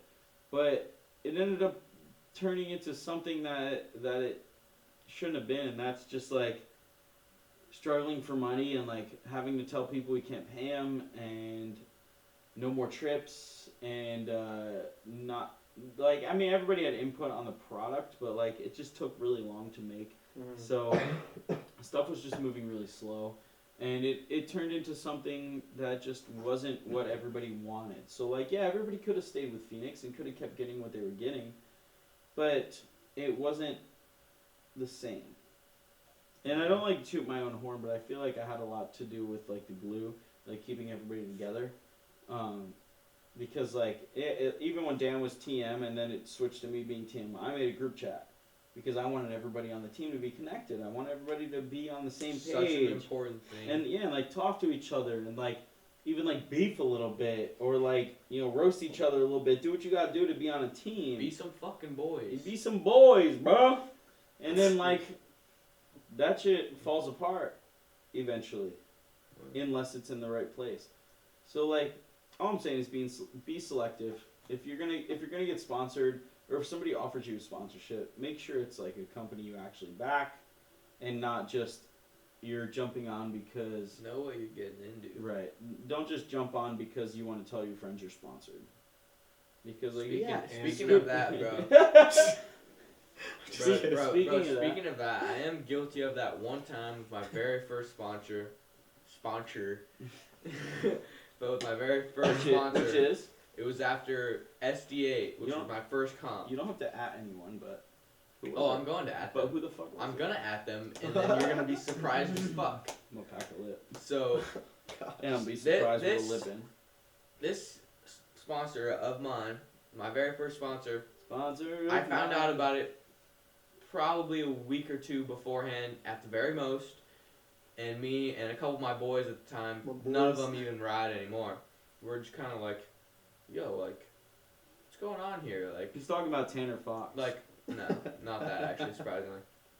But like, I think it was like Coda and Vincent. Like, they rock up to Claremont one day and they're like telling us about this company that's a brand new thing.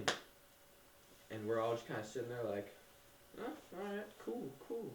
And then like me and my homies talking about it over the next few days. And we're like, seems kind of weird. Like, I don't know, just showed up. Like, it hasn't been around. Like, we don't really know. What is it? And then a week or two later, after I do my runs at SD, like my first comp, What is it?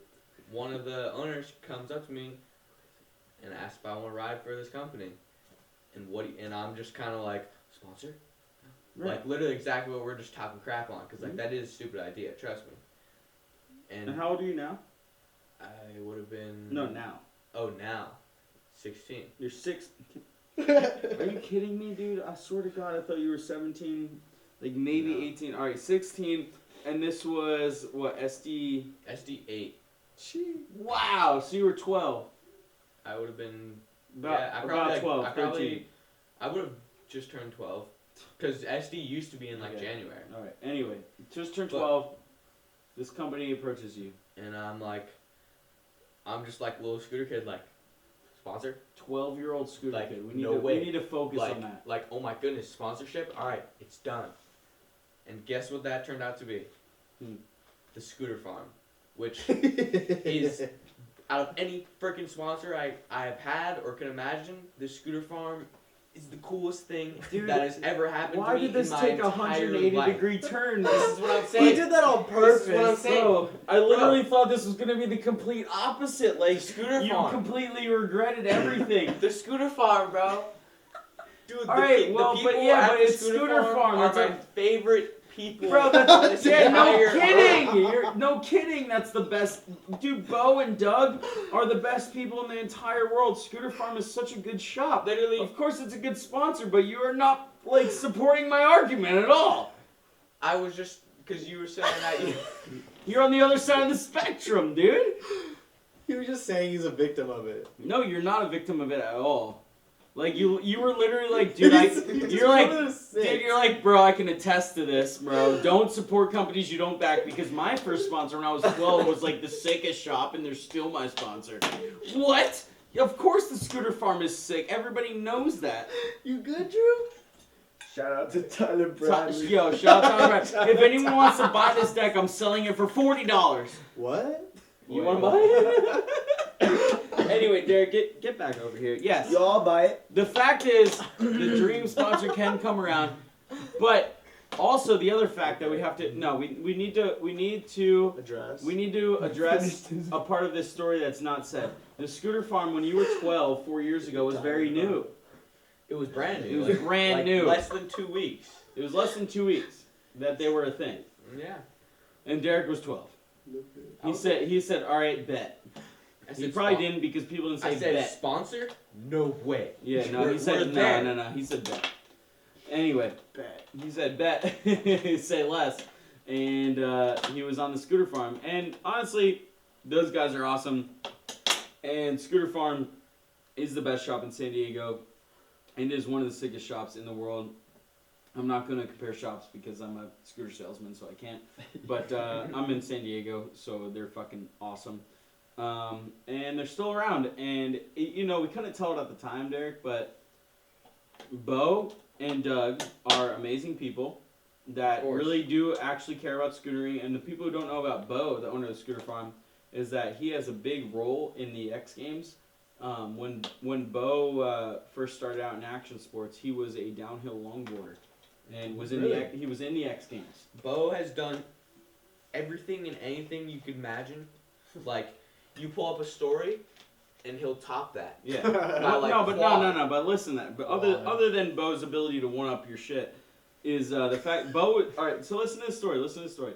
Bo was a longboarder in the X Games, downhill longboarder, and then they took longboarding out of the X Games because they deemed it too dangerous because a lot of people were getting real fucked up downhill longboarding. So they started street luge, and Bo was into the street luge. Eventually, he went on to work for longboard companies like Dregs. He actually owned Dregs, as far as I know, or just the distribution that did Dregs.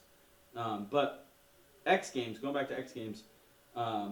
When X Games first started, they didn't pay the athletes very much, similar to like how it is in scootering now. Like a lot of guys don't make very much money, but there's big events that go on where like the filmers are paid more than the actual athletes.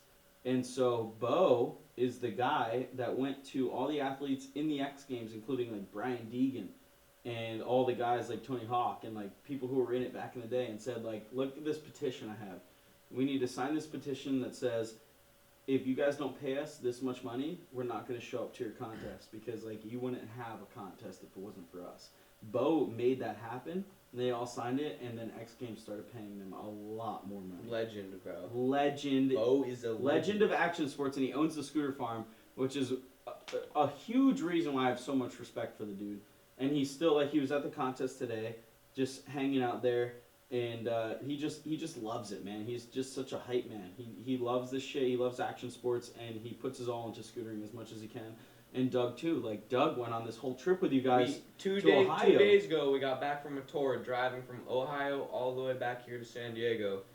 Every single for example, this happened every day, but this is just my example. We went into the city of Chicago, and rode miles on miles, spot to spot. You know the deal. If you've Doug gone was out on right filming, there. And he was right there walking, holding a backpack with his brand new little beautiful freaking puppy the entire day. Ah, this puppy! Like, oh my gosh, trooper. Yeah, they're really down for it. Scooter Farm's down for it, which is like a positive story on like a new company that comes out. But that's a shop. That's a shop, and when you're 12 years old, you should get sponsored by a shop. If you deserve it. If you're good enough, you should get sponsored by a shop. But a manufacturer, a factory sponsor that is respectable in the scooter industry, that's going to take a long time. Yeah. And you need to earn that. You need to rep those brands for as long as you can before they sponsor you. Like, yeah. I remember when you hit a Phoenix, I don't think you were riding a Phoenix deck at the time. I was riding a Proto. Right. You were, yeah. And I think one of the things I said to you was like, dude, if you're really down for Phoenix, like put on a Phoenix deck and film some clips. Like, if you're really down for a brand, rep that brand, ride that brand, and if they recognize you and recognize what you're doing, then they should put you on. Yeah. But like, don't hit up a company if you're not riding any of their parts. And if a company hits up you and you're not riding any of their parts and you don't like their parts, don't freaking ride for them. Because there's really no point. That takes the fun out of scootering, and that's why everybody scooters to begin with, is for fun. Why'd you start scootering? Because I thought it was fun. He's gonna cry. Because it was fun. I saw Nick Cush doing it, and I was like, whoa. Bro, on the I need to do that. on the real until about half an hour ago, I didn't even know Tommy had any siblings. Tommy Tommy Kush. He said Tommy who? Tommy Kush, Tommy bro. Kush? I didn't know he had siblings. Yeah, he is. Bro, he got siblings. He's got one older brother, Nick Kush. I need another drink. Nick Kush got us into scootering, and immediately I was hooked. I never went through a phase where I was like, oh, dude, I'm over scootering. Oh, dude, that shit's whack. Oh, I'm taking a break. Oh, I'm gonna ride skateboarding instead because scootering isn't cool. Like, I never stopped. I started high school and I was like, yo, everybody else is whack. Scootering is sick. Like, scootering isn't whack and everyone's cool. I just kept scootering. Everyone usually stops around high school. I never stopped liking scootering, but I did stop riding for a solid 3-4 months. Why? I don't know. Dude, I never. I even just kind of stopped. I don't Never! know. I just didn't have motivation. Never! Just kidding. Can I tell a funny story about why I stopped scootering for a year? Bro, the only reason I ever had to stop guess. is because I broke my leg. And I And, guess. in that healing process of 2 months, I cried. Dude, that Once. sucks. I like broke down at school. My friends came to me. I was like on crutches going to school or to class. And they're like, yo, you good? What's wrong? I just said, bro, I haven't scooted in like a month. I'm like, I can't do this. sick. After Alright. that, I went to the skate park and rode in my cast. So I say this a lot, but because I want people to feel really bad for me, but I have cracked kneecaps, and I haven't really ridden in 3 months. Like I've cruised like twice since then, and it sucks, but it's fine. Anyway, I want to tell the story about why I quit scootering for a year. It's fine. I'm getting back to it, but I'm probably not gonna be able to go as hard as I was going, which really sucks. But I just want to like scooter, and I want to snowboard too, and I want to do a lot of other things. So like, don't mention snowboarding. concrete please. really sucks. I might put the knee pads back on, honestly, because I'm getting like almost 30. So like, Well, I mean, when you get old, I think Yeah. you're allowed Yeah. to like. but skate. this one time for a year, I quit scootering. This one time. one And time. this one time I quit Was Did it you scootering have for a a year. girlfriend? Was it No, a no, girl? no. Actually, I'll tell another story also after this one. So I quit scootering for a year one time. This fool's got stories. Been in the game for a bit. I rode for Fusion, believe it or not. You rode for Fusion? I rode for Fusion. Which time Really? was it? One time. Was it the one with 4 wheels? Mm-hmm. Yeah. I rode for Fusion when they made 4-wheeled scooters, and they had the Fusion NX, which was the one that was able to tail whip and stuff, and it was so fucking heavy, but I rode that shit. I was doing double whips over hips and stuff. Wow. And then they would pay me. Like I would send them like four or five videos a month. I can't remember what it was, and they'd give me like $100 or $200 like every month, like to do that. And I sent them like 5 videos one month, and they were like, "Oh, your contract ended, so like you're not gonna get paid for these videos." And I was like, "Oh, fuck that! Fuck that! I quit." so I quit, and like I like got back on my razor, and like I couldn't ride my razor. Like I couldn't ride my razor scooter anymore. So I was like, "Damn, I guess I'll ride a bike now," because like I was so used to the Fusion, it was so heavy. So I just got on a bike, and I got pretty good at biking. I could tail whip, I could do bar spins, 180 bar spins, tuck airs, like all that shit. And then like a year went by, and I got really stoned one day with Steve Allen Wilson, R.I.P. I love you, Steve. I know he's watching. He always watching. And we went to Incline Club like high as shit one day, and I was like, fuck it, I'm buying a scooter. Bought a Pro model, or no, I bought an Ultra Pro. This was like, Damn, oh my that's god, later. I was like, oh my god, Ultra Pros are available. 1-piece decks and Yeah. 1-piece bars. Like for $90, I can totally get this right now. I have a job, and I did, and I bought it, and like I never stopped scootering since then. But I took a year off. Like I started in 2002, but I took a year off between like 2008 and 2009, somewhere in there. for biking. And then like after the Ultra Pro, I went on Inward and bought Phoenix deck, Proto wheels, Inward bars, Yeah. all that shit, bro. $600. Yeah. I literally spent an entire paycheck on a scooter after that, Okay. and like, yeah. But like, you know, you go through times, but not scootering really sucks. Does. It do. Way new to this, true to this. That's like a motto. Fuck it. You should make that a T-shirt. Yo, that's some Northern cornball Limited. ass T-shirt. Holy I'm not new to this. I'm true to dusted, this. bro. Derek's done. I'm real dusted. Anything else you want to say? You laughing at? Anything boy? else you want to say, big dog? I love scootering. I know that wasn't Scooter for I know that scootering. wasn't my chance, but I was gonna say. Scooter it for anyway. scootering and for yourself. Just, Have fun. Go outside. just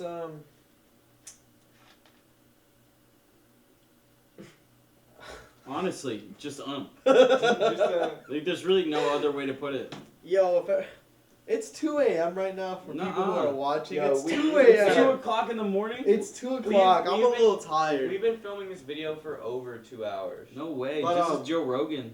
But Joe Rogan. This is 2.5 just hours. touching Joe base from what you've stated a couple times in this throughout this conversation is just support the companies that support scootering. You know, support the companies that are actually about it, that actually care, that actually have love for this, because they're the ones who are going to stick through all the hard times, and they're the ones who's going to really do, like, you know, the good that we need in our scene.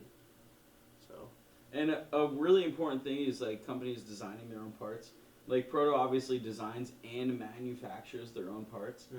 Aztec designs their own parts, gets everything made in China, and it's good quality. Don't knock anything made in China. USA isn't everything. China has good products as long as You the do things quality right, control. China Yeah. is fine. As long as you have the quality control and the right materials, things made in China are just as good, if not better, than things made in the USA. But one really funny thing that I wanted to mention is that I'm gonna at somebody right now. Hang 5 Gear. Oh, They're Yeesh! the factor. This is why it's important to design your own parts and not just like support a company that like just gets their shit made in China from a factory that's like, I have this to sell. The factory that made Hang 5 Gear decks hit up Aztec and was like, do you guys want to buy a street deck? And like it was a picture of the Hang 5 street deck. And it's just like, no thanks. Like, design your own parts, because if you don't, your factory is going to sell the parts that they're making for you. And if you're supporting a company that gets their shit just made from a random mold in China, chances are there's going to be another company that makes the exact same thing. That brings nothing to Yeah, Scooter. dude, you don't want to be And they're another not gonna be 5-star, quality. another Mayhem, Mhm. another where more is Poon's There's old a sponsors. Vocal, Yo, what about, like, there's some 50-50 50-50. There's so many Uh, brands we can name that have come in and out of the industry that just put out parts that are pre-molds from a China factory, and it doesn't work. like Aztec, Proto, Flavor, TSI, all these companies make products based on what scooter riders want. Yes. So you need to look for that. Like, I have so many kids that come up to me and they ride for a certain company, Hang 5, and they don't like the parts. Like, I got that. they're like, I don't know, like, if I should stick with this brand. Like, I want a bigger deck, or I want to ride this deck, but I'm sponsored by this company. It's like, well, if you're sponsored by that company but you want to ride something else, then why are you sponsored by that company? Right. Ride for someone else, or ride for yourself. Ride for yourself is the most important thing. Right. Look at Nolan Shoemaker. Let's talk about Nolan He's a real good quick. guy. Nolan's awesome, and he's an insane rider, and he's jumped sponsors quite a few times. More recently, No. Mad Gear. He hasn't, though. No? If you think about it. Who has he ridden for? Just Mad Gear? Micro and Mad Micro. Okay, Mike. Well, all right. So he was on Micro Micro for a Mad while. Sorry, he didn't jump sponsors a bunch of times. He rode for Micro for a while, and then he rode for Mad Gear, and he recently left Mad Gear. And now look at the scooter he's riding. He's riding a TSI deck, and his scooter's heavy as shit. It's a Bro. big ass scooter, and he hasn't lost a single trick. Oh, yeah. He can still do all the same tricks, and his style is 100% better. 100%. I that's- tell him that all the time. That's literally exactly what I did. I rode Yeah, for, he went I rode straight for to a Lucky TSI. for years, Mhm. went straight to a 22 TSI. Mm-hmm. Still did all the same shit. All the same tricks. Like, it's not about what scooter you ride, because like you're still gonna be able to do the same tricks on a bigger scooter or a different scooter. It's about like comfortability, and like the brands that actually give a shit worry about that. They make products based on like comfort and trick abilities. like the new shit coming from Aztec is insane. It's insane. Insane. Dude. I'm not gonna say nothing, but it's insane, and it's really good for tricks. That's It's really good for comfort. The new deck coming out feels 100% like a deck that's out right now. That's Wait, are like you talking about the one that you have here, It's right there. or the other one? we have a prototype here that's Do you know? beat Do up. you know the other one? Yeah. The park deck, I don't think we were supposed to say that, but yeah. the one that Dakota's riding right now. He did. Yeah, Yup. Yeah. Yeah. Dude, that thing's I know. It's we have the lightest deck on the market coming out, and every kid in the entire world is gonna get it. But it's about supporting the companies that actually do something good for scootering, and it's really cool working for Aztec because they do recognize a lot of different sides of the community and a lot of different sides of scootering itself. So they make decks cater to certain people, but then make other decks cater to a different kind of rider, which is very important. Like I said, Dakota's riding an Aztec deck right now, which says something. Wow, did you look at that? Brands don't mean anything. You can ride scooter decks and do whatever scooter tricks. Yeah. Wow. It's insane. But aside from companies who make scooter parts, there's a new wave happening right now, Very big wave. and it's scooter apparel. Mm-hmm. And I'm glad that it's Northern our, I'm Limited, glad that baby. it's our friends doing it. And Yeah. you know, No, for it's really any cool. any kid who's made it this far in the video, or just any old fool or Shout whatever, out. support this wave because it's of people who care about the sport. You know, like buy Evil Corp by Parrish, buy Quest by Olivia, buy Volaire, buy Midnight. Dakota Midnight. Night. Oh my God, Midnight is soon. Midnight so is good really right sick now. So tight. because Midnight makes all their shit in house now. Like they It's were, really tight. they were Handmade. definitely like making shit. Like I don't know if it was China or USA, but they were like mass producing shit wherever they could, take orders and then have somebody else make it. And Mhm. now they're making everything Dude, by hand, which is everything. insane. It's expensive. It's designer shit, but it's really cool and it supports scootering Right. at its fullest. Northern Limited, like they do all their shit. Like they Can't leave collab speak with out of it. yeah, but they collab with crews Yeah. that are in scootering for life. Like they're working with people that are in it for life, and that's so important. So this wave of scooter brands or scooter apparel brands coming out, you know, everyone who has started these brands all have the right intention and they all have the right mindset for the longevity of scootering. So if you're a kid who drops $100 on Supreme or goes and buys Thrasher shirts, Dude. but you scooter and you love it, I'm asking you please stop. I'd rather you go buy Evil Core, Volaire, Speak, and Northern. Limited because you know that matters. It really does. So No, it really does, and you're absolutely right. If you're spending all that money on brands that don't back scootering and only back skateboarding or like the masses, change it up, dude. Put your wallet into people who actually back scootering because like this is the future, and they are and we are in it for the longevity. So put your money into something that means something for the community and for the culture because that is the most important thing you can do at this time in scootering. We are in rough times. Like the industry is definitely down. Like you see a lot of brands going out of business, but you also see a lot of new brands blooming and thriving. Support those brands because although on the outside it may look like they're thriving, sometimes they're struggling, but they need your support more than ever. And it's better to put funds in the pocket of people that are taking that money and putting it into something that actually means something for our community and culture yes. than it is to put that money into the pocket of somebody who doesn't give a shit and just wants to buy a new RV. You feel me? Yes. So that's where we're gonna end it. Support and show love to Yeah. those who support and show love to you. Bro, I'm glad we did this. Dude, Yeah, that's likewise. This is insane. I left the ESCO comp today thinking that we weren't going to do a video, and I'm really glad we did a video. And Daniel called Jake like, "Yo, you still trying to do the video?" Jake's like, "Nah, man." I called Daniel. Yeah. I called Daniel, was like, I don't know if I'm about too it. tired for this, man. But this was honestly extremely worth it, and I'm really we glad. pulled through anyway, and guess what? An hour later. An Jake's hour down to later, film bro. couple hours This later. is literally probably like 2.5 hours. No, I'm not talking about this. Yeah, It's yeah, an Yo, hour after salute, we showed salute up. to everyone who is here right now. Yeah, Thank like if you. you made it this far, thank you so much for supporting Scootering. And this is the Couch or Brillo Pad. And look forward to all the northern video parts dropping. Honestly, because like that is Share so them, fucking sick. like them. You will be amazed. No, hold on. Before we end this video, we really need to circle back to the fact that you have a video part dropping every week Yes. for the month of April and the month of May. Yes. Anything in And June? Derek's lands in June. Okay, Yeah. so we do hit the month of June. like- So for the next 2.5 months, solid content coming every single week. Yes. That is Support, insane. support, Nobody support. else is doing that.